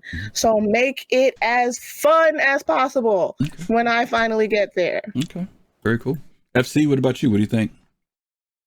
Yeah, definitely. I mean, I can't state it better than Gigi does there. But yes, definitely. They can have fun. We can have fun. Everyone have fun together. So yeah, why not? There's no reason not to. Yeah. Okay. Yeah, I would love to see the companies that come in. Like, I know they had, like, one year Intel was there, but that was just because they were a sponsor. but I would love to, like you said, bring in the different people who can complement the people from Voice Attack, for example, or something like that, or HCS with the voice packs. Anything that helps us enhance gameplay to me would be awesome. And maybe they're doing like a 20% off coupon, 10% off coupon if you decide to buy something at the convention. I would forget that one year they had Intel where you had the Saber variant from buying one of those hard drives. That was the year I was talking about when they were sponsoring. Yeah, but they didn't give us no discount for buying that bad fella. You still bought it at the regular price. Because I went out and bought one. Well, no, what happened was, they did have a promotion, right? Because they gave you the Saber Raven. That was the promotion for that, right? You got the Saber Raven. In fact, that was the only way that you could get the Saber Raven. And I think, remember when they did the AMD promotion. But again, just to have some things that have to tie in with the game, I think is pretty neat. Okay. Theaters of War. I have this up here because I'm talking about once Theaters of War is in place, competitions. Should we set up things like competitions between orgs, things of that nature that allow there to be some friendly competition that actually goes on at the con? Definitely. Go ahead, fastcart. Definitely. If they have the space and everything like that, why not? Because in 2018, they had a whole section for people trying out the, I forgot what they were trying out, but in 2018, they had a whole section with like 16 different computers for people to test out stuff, and people are having fun, talking about it. I mean, it generates interest in the game. Okay. Very cool. Very cool. GG, competitions, think that's a good thing between like orgs, something that's kind of structured, or I mean it could also be between players, just in general. I think that would be cool. Again, I don't have a competitive spirit. It's just not my type of thing. I don't really care who wins or who loses. Like, it's a game, have fun and go home. But I know a lot of people are very, very competitive. And I think that would be very fun for them, to be able to show up and just battle their friends, next to each other instead of via Discord. I can sit next to my friend and smash his face, on the glaciers of Microtech. Yeah. And I can look at him and be like, ha, in your face, right there. Okay. I think it would be good. Yeah. Okay. JJ, no problem. I appreciate your enthusiasm. Okay. All right. Let's go to this next item. And fastcart talked about this earlier because these are kind of valued when you go to the cons because they're actually pretty professionally done and laid out very well. I've given a couple of them away to people who, one of my buddies, he owned a Polaris. I didn't have a Polaris, and it was the year the Polaris was highlighted, so I shipped mine off to him. But the guide, the conference guide, I don't think that they provide this if you don't go. They don't. Yeah, I mean, even in a PDF format. Maybe if they did do it in a PDF format. Oh, I like that idea. That would be cool, so that people who don't go to convention can actually get an idea of everything that takes place with that. But these are often given, if you go to the convention, they give you these, right? The guides. So those are pretty cool. There's not much to say about them unless either one of you want to talk about. There were some things in there in relation to stuff that was upcoming, which was nice. Concept ship, that was usually something conceptual is being brought forward, so they put that in there and give you some background and some lore on it. I don't remember what else was really in there. Do you remember fastcart? Some articles? No, I don't remember what was in there, but most people just use them to get autographs from the dev. Because I wouldn't forget to bring a notebook or something else to remember them by. So that's probably the number one reason that I use. Yeah, it's like the souvenir book of the event, basically, right? Basically, the souvenir book of the event. Okay. All right, let's go to this next one. Now, this one's kind of controversial to me because they cost money. They cost money, and that's the scale models. I actually like them. I know that they cost a lot of money to have them made. And what I'm hoping CIG does is, for example, this was in 2018. They had the Kraken, right? And I'd say that was about maybe a 12-foot model, 10 to 12-foot model. Yeah, it was pretty like big, right? Pretty big. The problem I have with it, and maybe I'm wrong, if anybody went to the UK in 2019, was that model didn't go to the UK. The UK ended up putting out the Raven, the Saber Raven. I think that was the one with the. That was the year before. Or was that 2017? 2017, right? That was the year before. In 2018, they had the ice model. Yeah, I think. Right. They had the ice. They had the ice sculpture. Right. Thank you. My point is, if they're going to invest that money in these items, then to me they should over time they should accumulate and build, so that when I come to the next year, like that bike that they made, the Yellow Jacket bike, I want to see. Now, not only do I want to see the Yellow Jacket, I want to see the Kraken, I want to see the Saber Raven, and I want to see the next thing that they build. Maybe the next thing that they build will be a Tumbril Jeep. But I think that they should build those items up so that over time, there's almost like a museum that you can go to and see all these different things as they've been built. To me, I think that would be very cool. And the fact that we just don't see these items once and then we never see them again. But that's just me. Mal clearly hit the point that I wanted to make. It costs money to ship them from convention to convention. Like I can understand like keeping that's an Austin. So if you want to keep it every time they have an Austin event, you can bring it out. Yeah. Like or something, or have something specific for each city. Place. Like LA can have one, UK and Germany can have one. But if you want to ship that to each convention, that's going to cost money, and it's a pain to repair if something gets broken. And once you start moving them, you're just asking for something to break. Yeah, that's true. But I still would like to see them.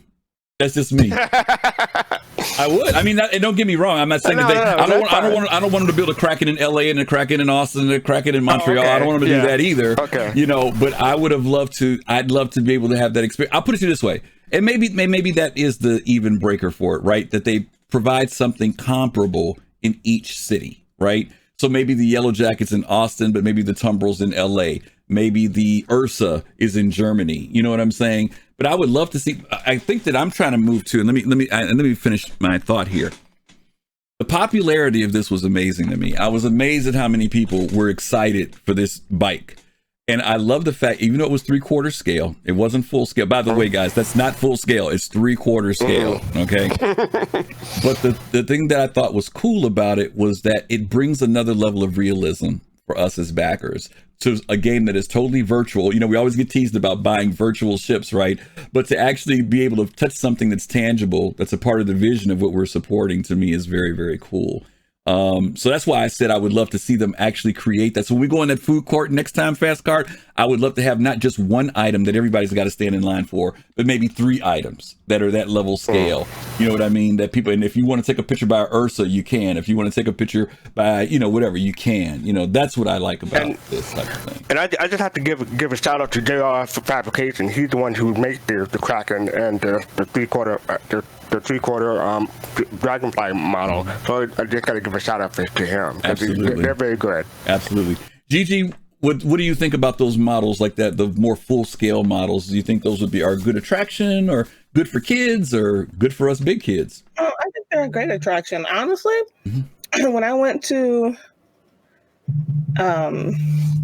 LA for Comic-Con, one of the bigger attractions were just the cutouts with like the Iron Man cutout and the Spider-Man cutout, and people just taking pictures with their face in a cutout. Like you wouldn't expect it, but people are literally standing in line to stick their face in a cutout and pretend to be Iron Man for 3 seconds, right? And it's just a thing. People love that kind of thing. They love anything that you can make it real and make them feel like they're involved and like they're a part. And specifically a model bike, that someone could sit on, maybe not, overly do it, but you could get on it and take a picture.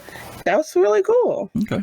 I gotta say, Gigi, by the end of the day, that thing was not in great shape. Yeah, I can imagine it was great. Like all plastic and mache, like paper mache and stuff. You'll break it. It would. Yeah. It would. But I mean, the problem is that people. You put some weight on it. It was hundreds of people. You can't put the whole weight on it. Hundreds of people in one day. You know what I mean? It was fresh in the beginning, and I'm sure they've learned some things now about designing so that they know that people are going to be on there.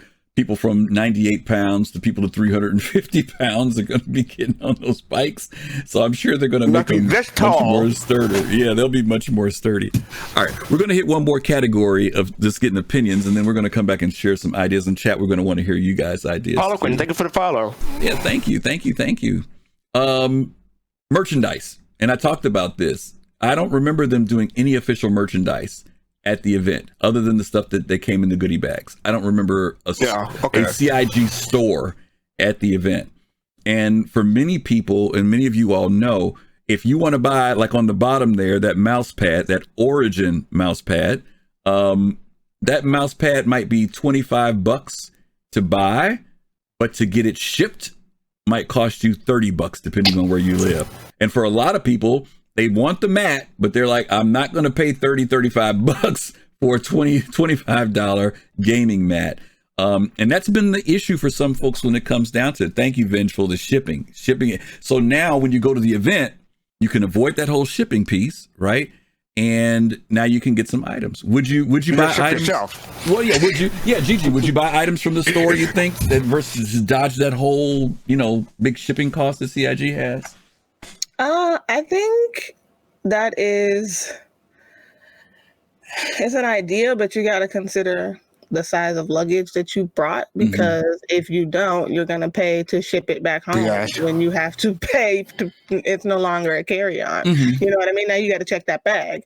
So one way or the other, you're paying to get it home. Yeah. It's just which way is more what you want to do. I'm not saying you got to buy a lot of stuff. Don't get me wrong, because even in the goodie bag, they gave us posters and things like that. And you're right. I did have to figure out a way to turn it a certain angle to get it into my suitcase, But those, I could show you the bag. The box that those mats comes in is about this long. It's square, about maybe that square and that big. So you could get in a suitcase, but I guess I'm just kind of concerned about, and I'm not talking about buying the whole store, but I'm saying, would you maybe something like your Pico, for example, right? The Pico, I forget how much shipping was on those things when they came out, but I'm just saying, would you be more, if it was there, right there, and you could grab it versus the whole, because right now when we order stuff from CIG, like some stuff. It takes 3 years to get to you. Oh my God, the last mat, that mat I bought right there took about, I think that mat I forgot that I ordered it. When it came in the mail, I was like, what is this?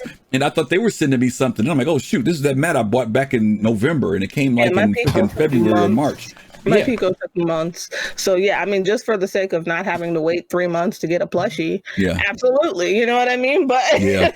Pramster, let me address your question, because you're the second person that said that to me. Unique mentioned that a couple weeks ago. I never had that, but that was the only item I've heard people really unhappy about. I'm not saying that there aren't other items, but I know for a fact that item was an issue. And I don't know, especially for the amount of money it was. And those of you who haven't seen Pramster's comment, there was a flight jacket that they made that was like, was it like $80 or $100, something like that, Pramster? For $80. Yeah. And Unique commented about that a couple weeks ago. He said that the quality on it was bad, that the zipper was left to right instead of right to left for men, and some other stuff that he wasn't really happy about. So I'm sorry to hear that. Moriar says the same thing. The flight jacket was bad. Now, this is what I will say.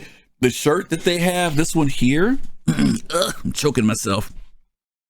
If you guys have not gotten this shirt, and you all have seen this one before, it's the black with the gray swipe across the bottom. That one, high quality, very nice quality, very cool. Washed several times, no big deal. Their shirts have been pretty good that I've gotten. I've got a couple of the Star Citizen shirts.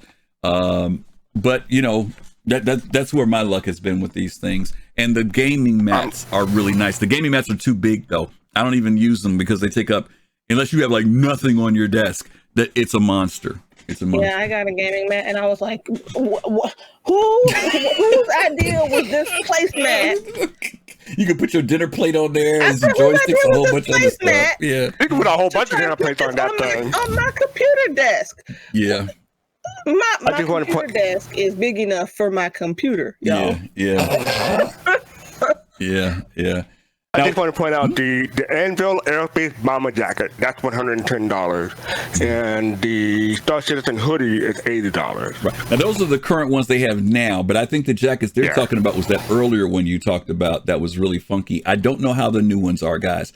So I'm not saying that the new jacket is bad, but that earlier one, where it was Anvil or whatever was that one, people weren't too happy with that one. So I don't know what was going on with that. And I don't know if you remember, Griffin, but in 2018, they did have that Kraken.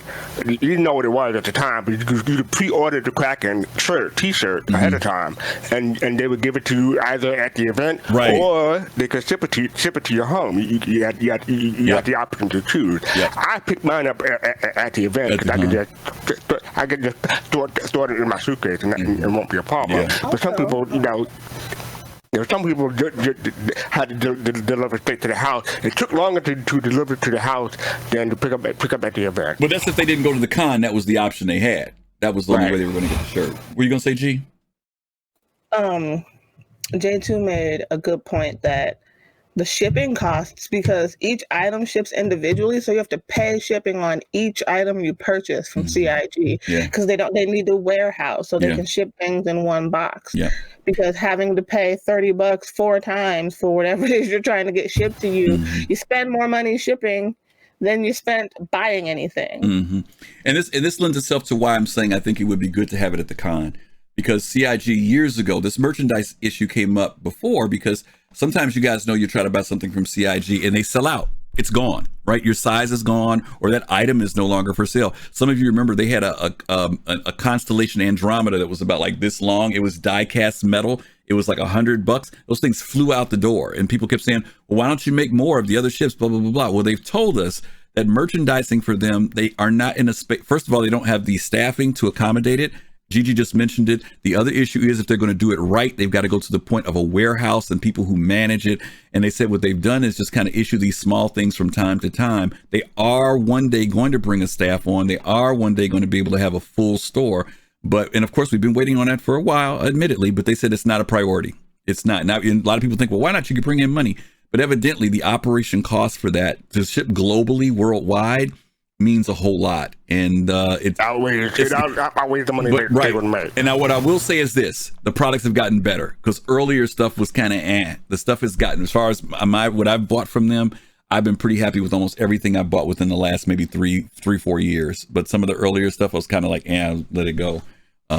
But anyway, that was me. Well, I mean, this is a side note, but this gives me hope for the physical box that a lot of people ordered between 2012 and 2016, 2015. A lot of us are going to get a physical box for when the game launches.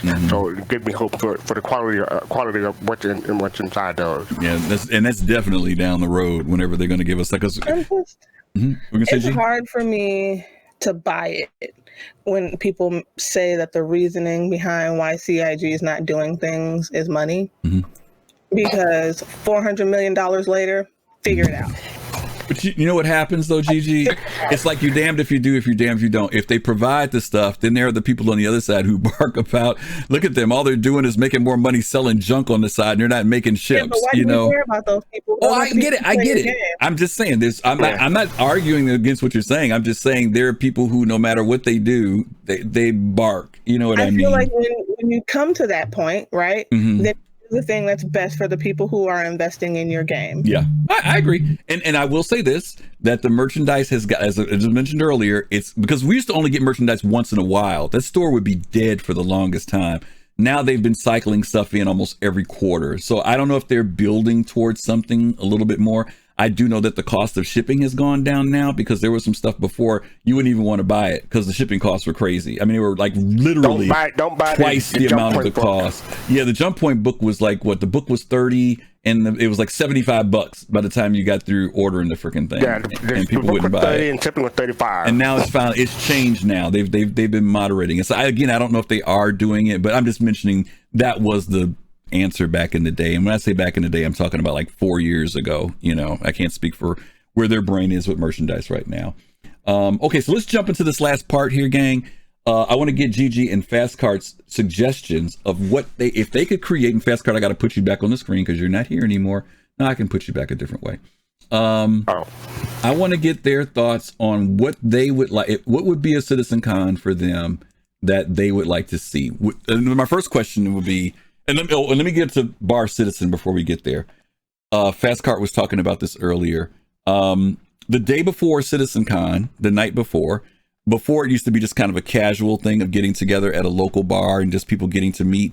And the devs, the local people would take care of it. Yep. And the devs would show up. Some of them would show up. You never knew who would be there, but some of them would show up, and usually some more familiar faces. In 2016, people like Ben Lesnick and all those folks, his wife showed up, Chris showed up, and you got to hang out with them that night. You get to buy them a drink, or they'd buy you a drink, and you'd hang out for several hours with the devs and the people from CIG. But then they started making it official. So in 2018, I know when we went to Austin, as Fastcart mentioned, we had to buy like a bar ticket ahead of time. It was like $6, right? But because it had grown from when we had now mind you, in 2016 we had 800 people, but we were at one bar. It was a double level bar, but everybody could not fit in the bar. So we were out on the street. We had two venues. We were right, but we were on the street. But we were on the street in 2016 talking and having conversation. Yeah. We were standing on the corner of Hollywood and Vine, just talking, and that was it. In 2018, they wised up, and what they did was they booked like 4 different bars within a 1 block or 2 block radius. And so you could go from bar to bar to bar, and you'd have different people there. Certain orgs would say we'd be at this bar or whatever, but you did get a chance to meet up with a lot of people on that night. And I met Nihilus and some other people. We all got to meet up when we went down there. So that was... And also CIG would have their thing when the local people would have their own Bar Citizen thing. So that's the other thing that happened. Yep. But my point is CIG started making it official, because we actually had to buy the tickets through the website when we did it in Austin. So I don't know if they did that in the UK in 2019 or not, but Bar Citizen is kind of like that social, get to meet the devs. And then you literally do get to meet the devs, hang out and talk with them. And they literally, I mean, they'll stay. I mean, they're there from 7 o'clock at night till 1, 2 o'clock in the morning.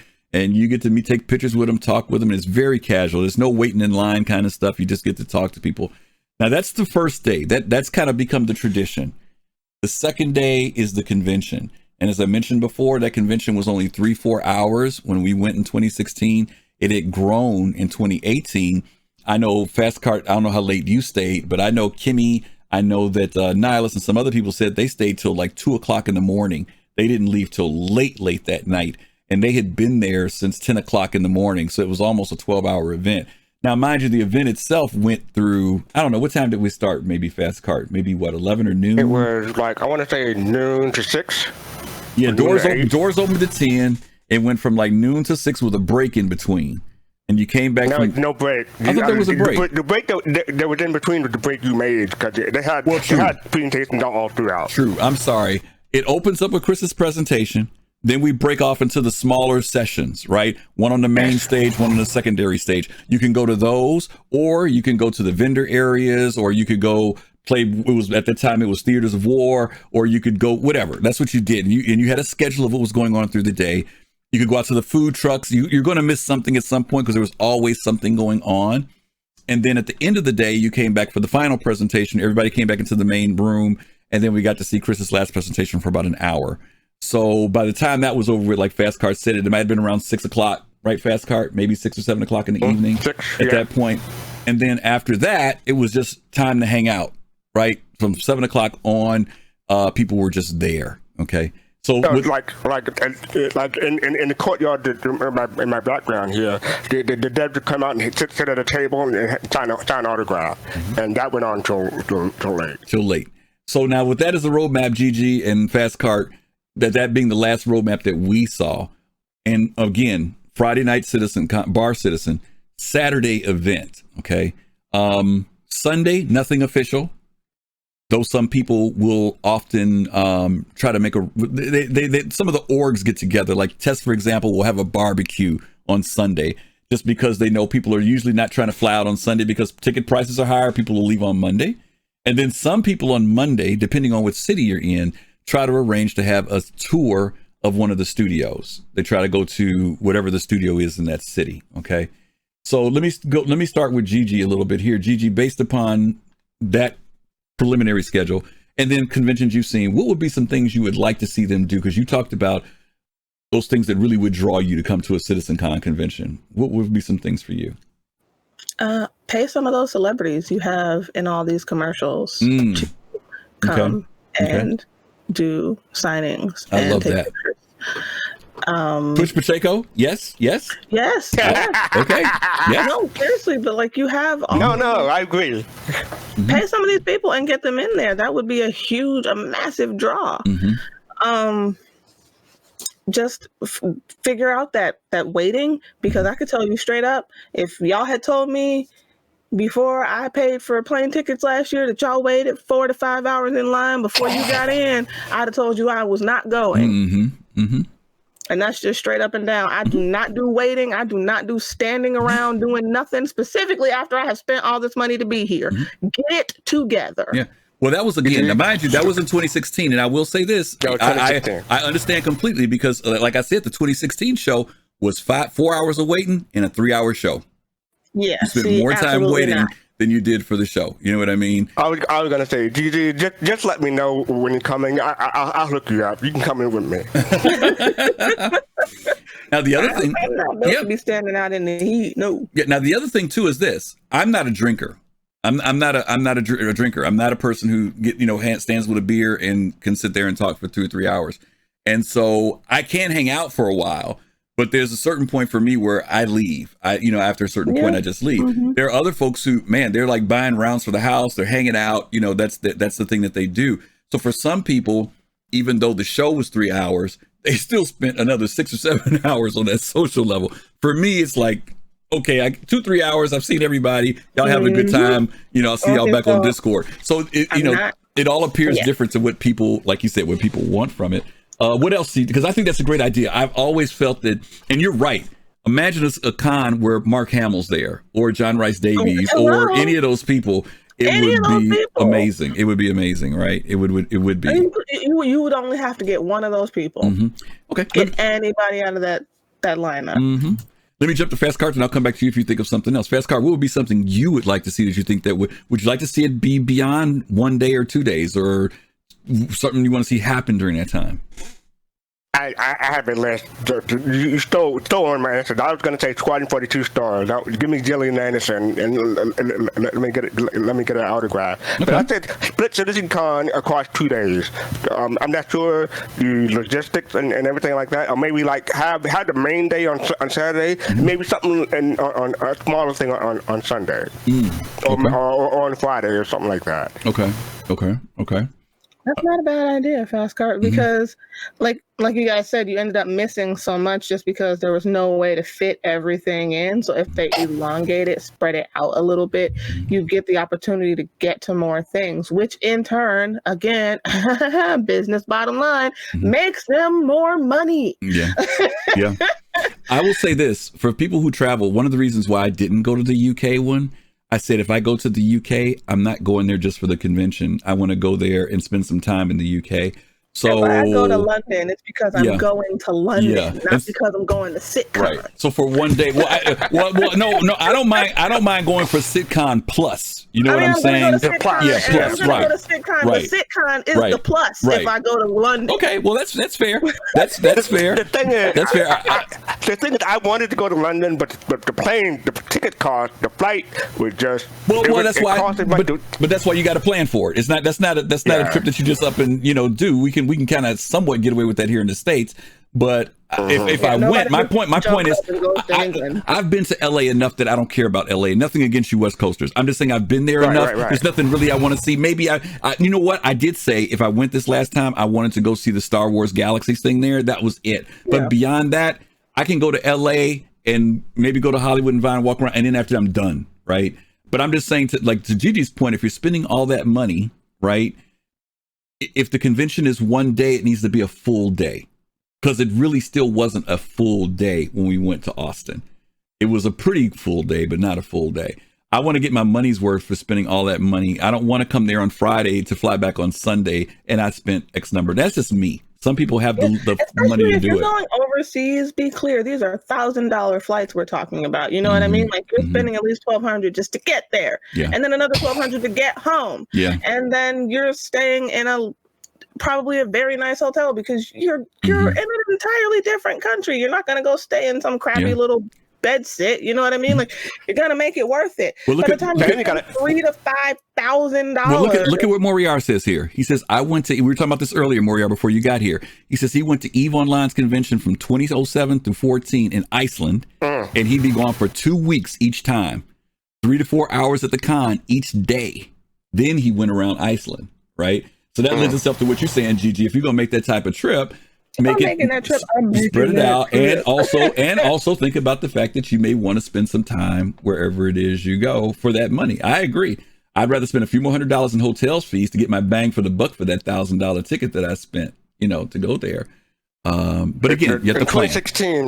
In 2016, in LA, we had a test house, and I think that as far as I know, that was the first year we had something called a test house. We made a Discord and then everything for it. You had like 6 people staying there, or 6 to 7, 6 to 8, depending. Yep. But yeah, that lowered the cost substantially. Oh yeah, absolutely. People who shared the Airbnbs and stuff got over. I think when we went in Austin, I was with 3 other people, and I think their total cost was like to stay for the 3 days was like $175. That was it. That's all they paid total for them. I stayed longer, and I had to pick up the cost of an additional day. But other than that, I think I paid like $225, but they paid $175 for 3 days. And this was in a 5-bedroom house that had a yard, garage. Everything was really, really nice, right? So you have to definitely plan for some of this stuff.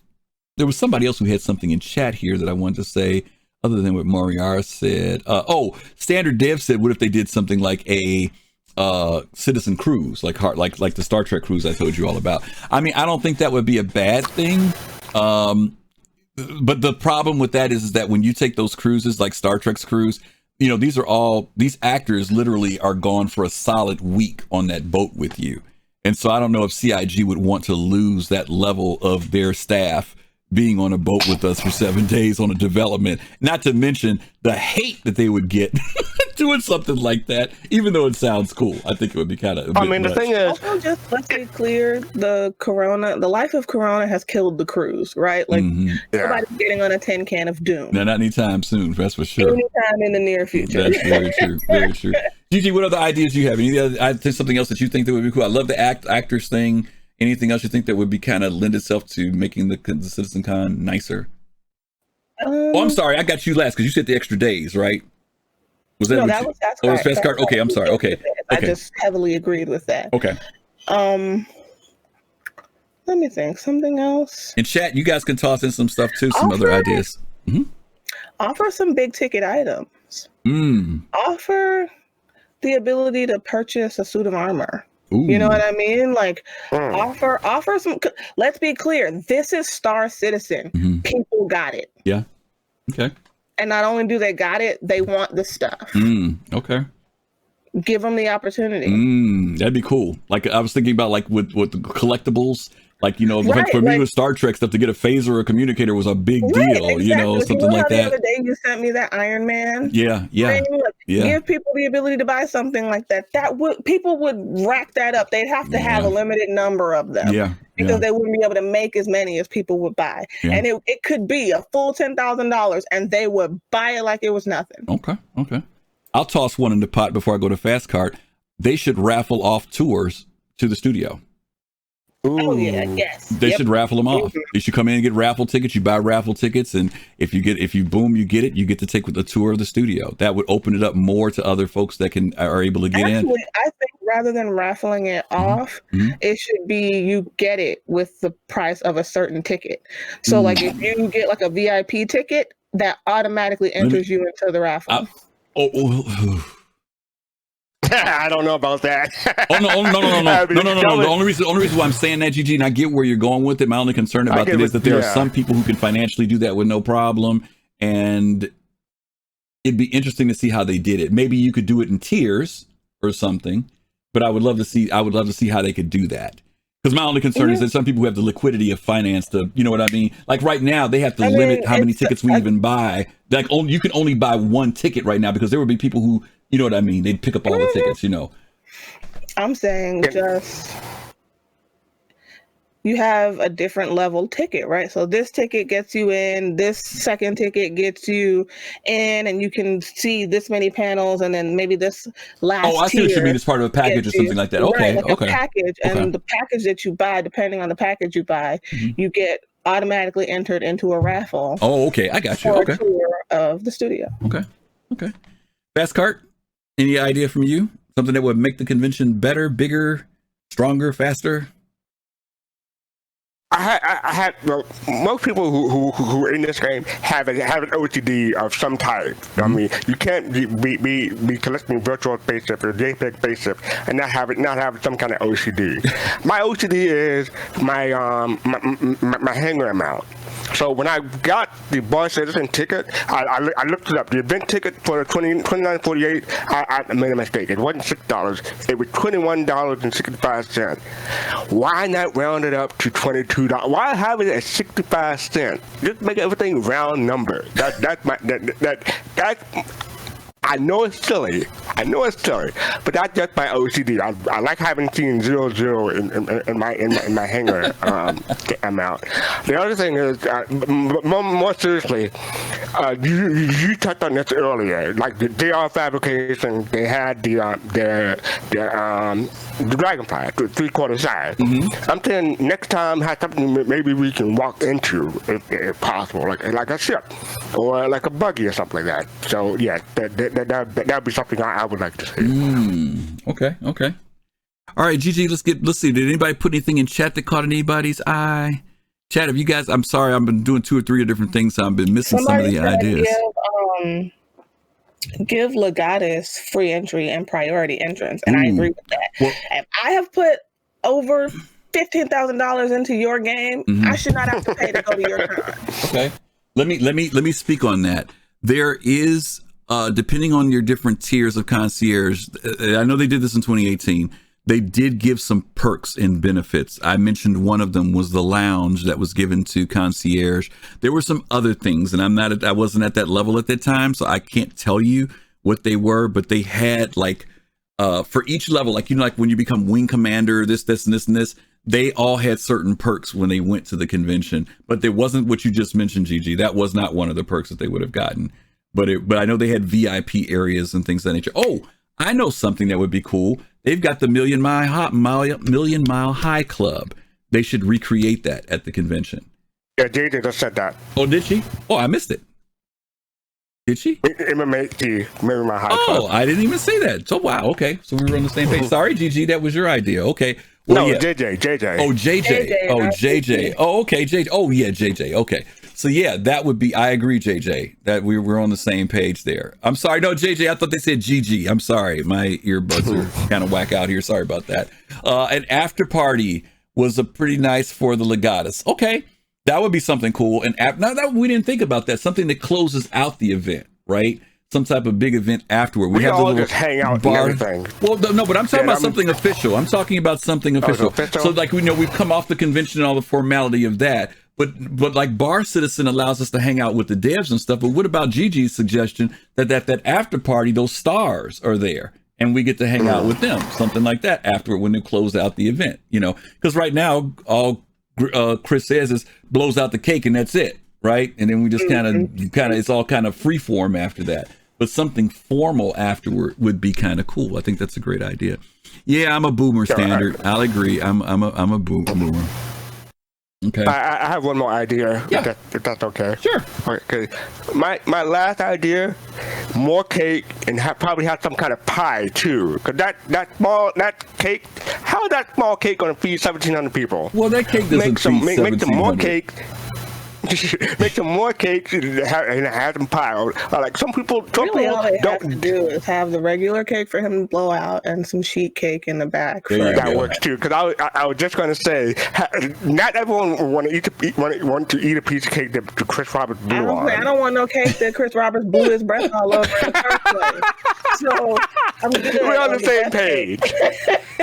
We're on the same page. But that's the thing. Like a lot of people get fake wedding cakes because they're ridiculously less cheap to make. So you get a fake wedding cake and then you get like one specific portion in the bottom of the cake where you can just put the knife through, and then they bring out sheet cake and serve everyone. And it's simple, and then your cake is beautiful and it costs like $250 rather than like $2,500. Yeah.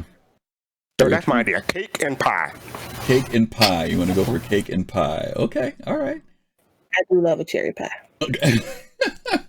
Okay. Or blackberry. Or blackberry. Okay. Fair enough. All right.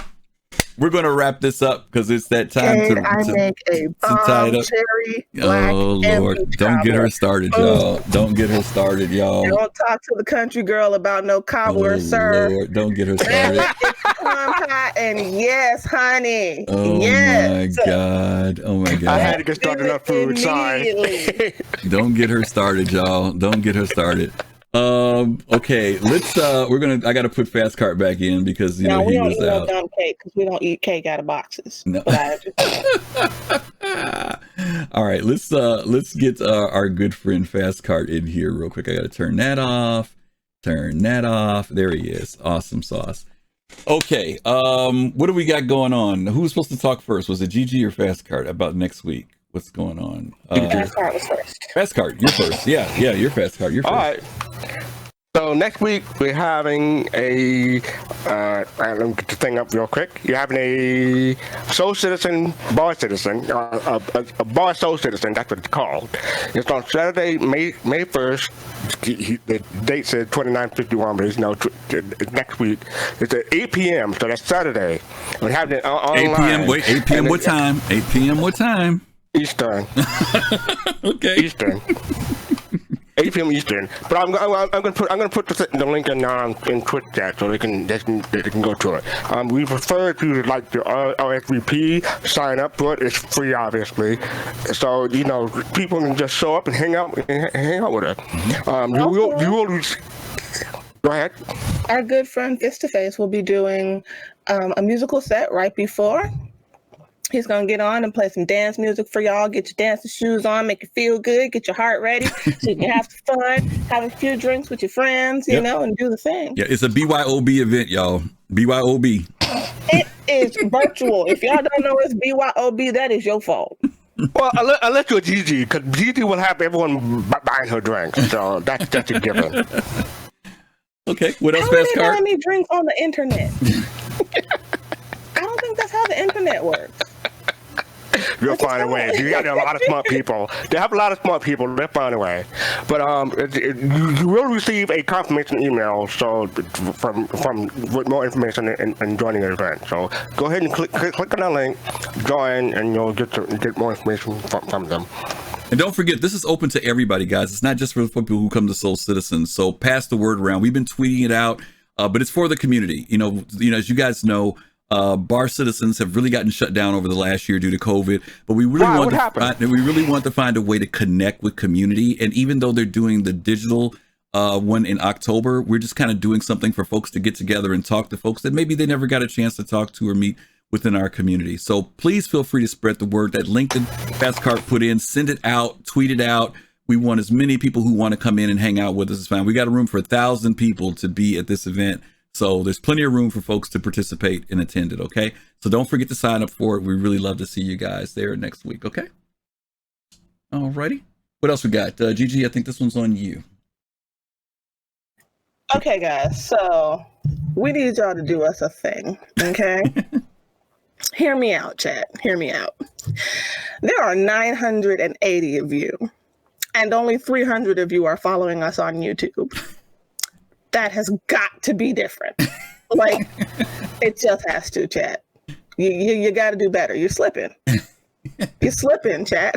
No, I'm messing. We need you guys to follow us on YouTube, everyone. We're trying to monetize, and also we are attempting to get an actual name for our YouTube channel. But to get actual Soul Citizens name for our YouTube channel, we have to surpass 1,000 subscribers. So if you could do us the favor, because you love us and we love you, just pop on over there. Griff will put the YouTube link in the thing. All the shows are always on YouTube the same night or the next morning. And there's always like some nice clips, some highlights, some funny moments over there. So just do us the favor and go on over there and sub to us. We really, really appreciate it, you guys. We do appreciate it. Okay, we are 19 away from 1,000. Whoop! Yes, 19 away from 1,000. So listen, gang. Next week, I want you to invite somebody. If we get 1,000 people next week, we are going to do that giveaway for that Miss Endeavor base. That's what we're going to be doing for our giveaway. Yeah, I'll tell them what it is. Well, I'm telling them now, so they'll know. So they'll be prepped for next week. Plus, we want them to come back. We want you all to come back. So we don't want you to get caught up and say, man, I didn't come that week. They gave away the Miss Endeavor. So we're not giving away a master set. Let's make that clear. We're giving away the base. Misk Endeavor so that you can build over time and have all the modules and all that cool stuff. But that'll be, if we only hit 1,000, we're going to try to shoot for that. 19 people away. If you're not following us already, I'm sure most of you all are because you all have been really supportive of us. But if you're not following us, you like what you hear and what you see, feel free to follow us here on Twitch, and definitely please follow us on YouTube as well. Thank you guys for those of you who've already subbed. Thank you all for who gave tonight, those who cheered tonight, those who subscribed tonight, those who followed tonight, and of course for all of the chat comments. You guys always give us such great stuff for us to talk about, and you're always supportive of us. And yeah, I think that's about it. So we are going to Fast Cart with something we're going to say. I want to talk to Gigi, then you, or you. I'll get you last. Gigi, where can people find you? You can find me on Twitter, and you can find me here at theGreenEyedGyal. Make sure you use the. Green-Eyed Gal is not me. That is a catfish. I've been trying to get her taken down, and I can't. Please don't follow that person, okay? Cool. Okay. Fast Cart, where can people find you? There's something else you want to share too. I was going to make a bad joke saying the restaurant survived the whole episode, so I'm happy to make it to the end. Okay. But you can find me on twitter.com/fast_cart. Find me on Tuesday with Miss Hart's 80s show. This week we're doing a continuation of a little bit of the Prince theme from this past week. Oh, this Prince show was great. A lot of people had a lot of fun to do. We're also having a small tribute to Digital Underground, because I don't know if people heard about it, but Shock G passed away this past week, so we're going to have a song or two from Digital Underground. Mm-hmm. And on Wednesday, Table of Horrors, and I think that's it. Awesome. And again, thank you guys for being here with us. We are going to set up a raid. We are going to raid Maddie Nash. This is another female, as I've mentioned before. Anytime I see a female who is streaming Star Citizen, try to send some love that way, because we want to see more women become engaged in Star Citizen and be supportive of them. But you know, we support everybody, y'all, because y'all know we send them out to everybody. But Maddie Nash looks like somebody I've never seen before, so we want to send some love in that direction. So say hi, let them know you're from Soul Citizens. If you like what you see, of course, follow. And hopefully we'll see you guys next Saturday at the Bar Citizen. Don't forget to register for it. And if anything else I can think of, no, I think that's about it. Otherwise, we will see. Oh, next week's show. The title of next Sunday's show is, was it For the Love of, what is it? Forget. Pedro. Yeah, what about, no. What's the name of it, though? Vote for Pedro. Oh, For the Love of Pedro. Vote for Pedro. Vote for Pedro. Okay. Next week, we're doing a special show on the music of Pedro Camacho for Star Citizen. Our special guest is going to be our own DJ and music composer, Fist to Face is going to be our guest. But we're going to be talking about Pedro. We're going to be listening to some of the music. If you're into soundtracks, of course, you all know there's some beautiful music in Star Citizen. We're going to be highlighting that next week. So make sure you guys come for that. But also come for the Bar Citizen on Saturday. Other than that, GG, Fast Cart, you guys are fabulous as always. Let's go ahead and get that raid going on Maddie Nash. And as always, peace, love, and soul. We appreciate you guys. Stay healthy, stay safe, and we will see you guys real soon. Until then. See you. Hi, Pops. Talk to y'all later. Peace, love, and soul, gang. Have a good night. Love and soul.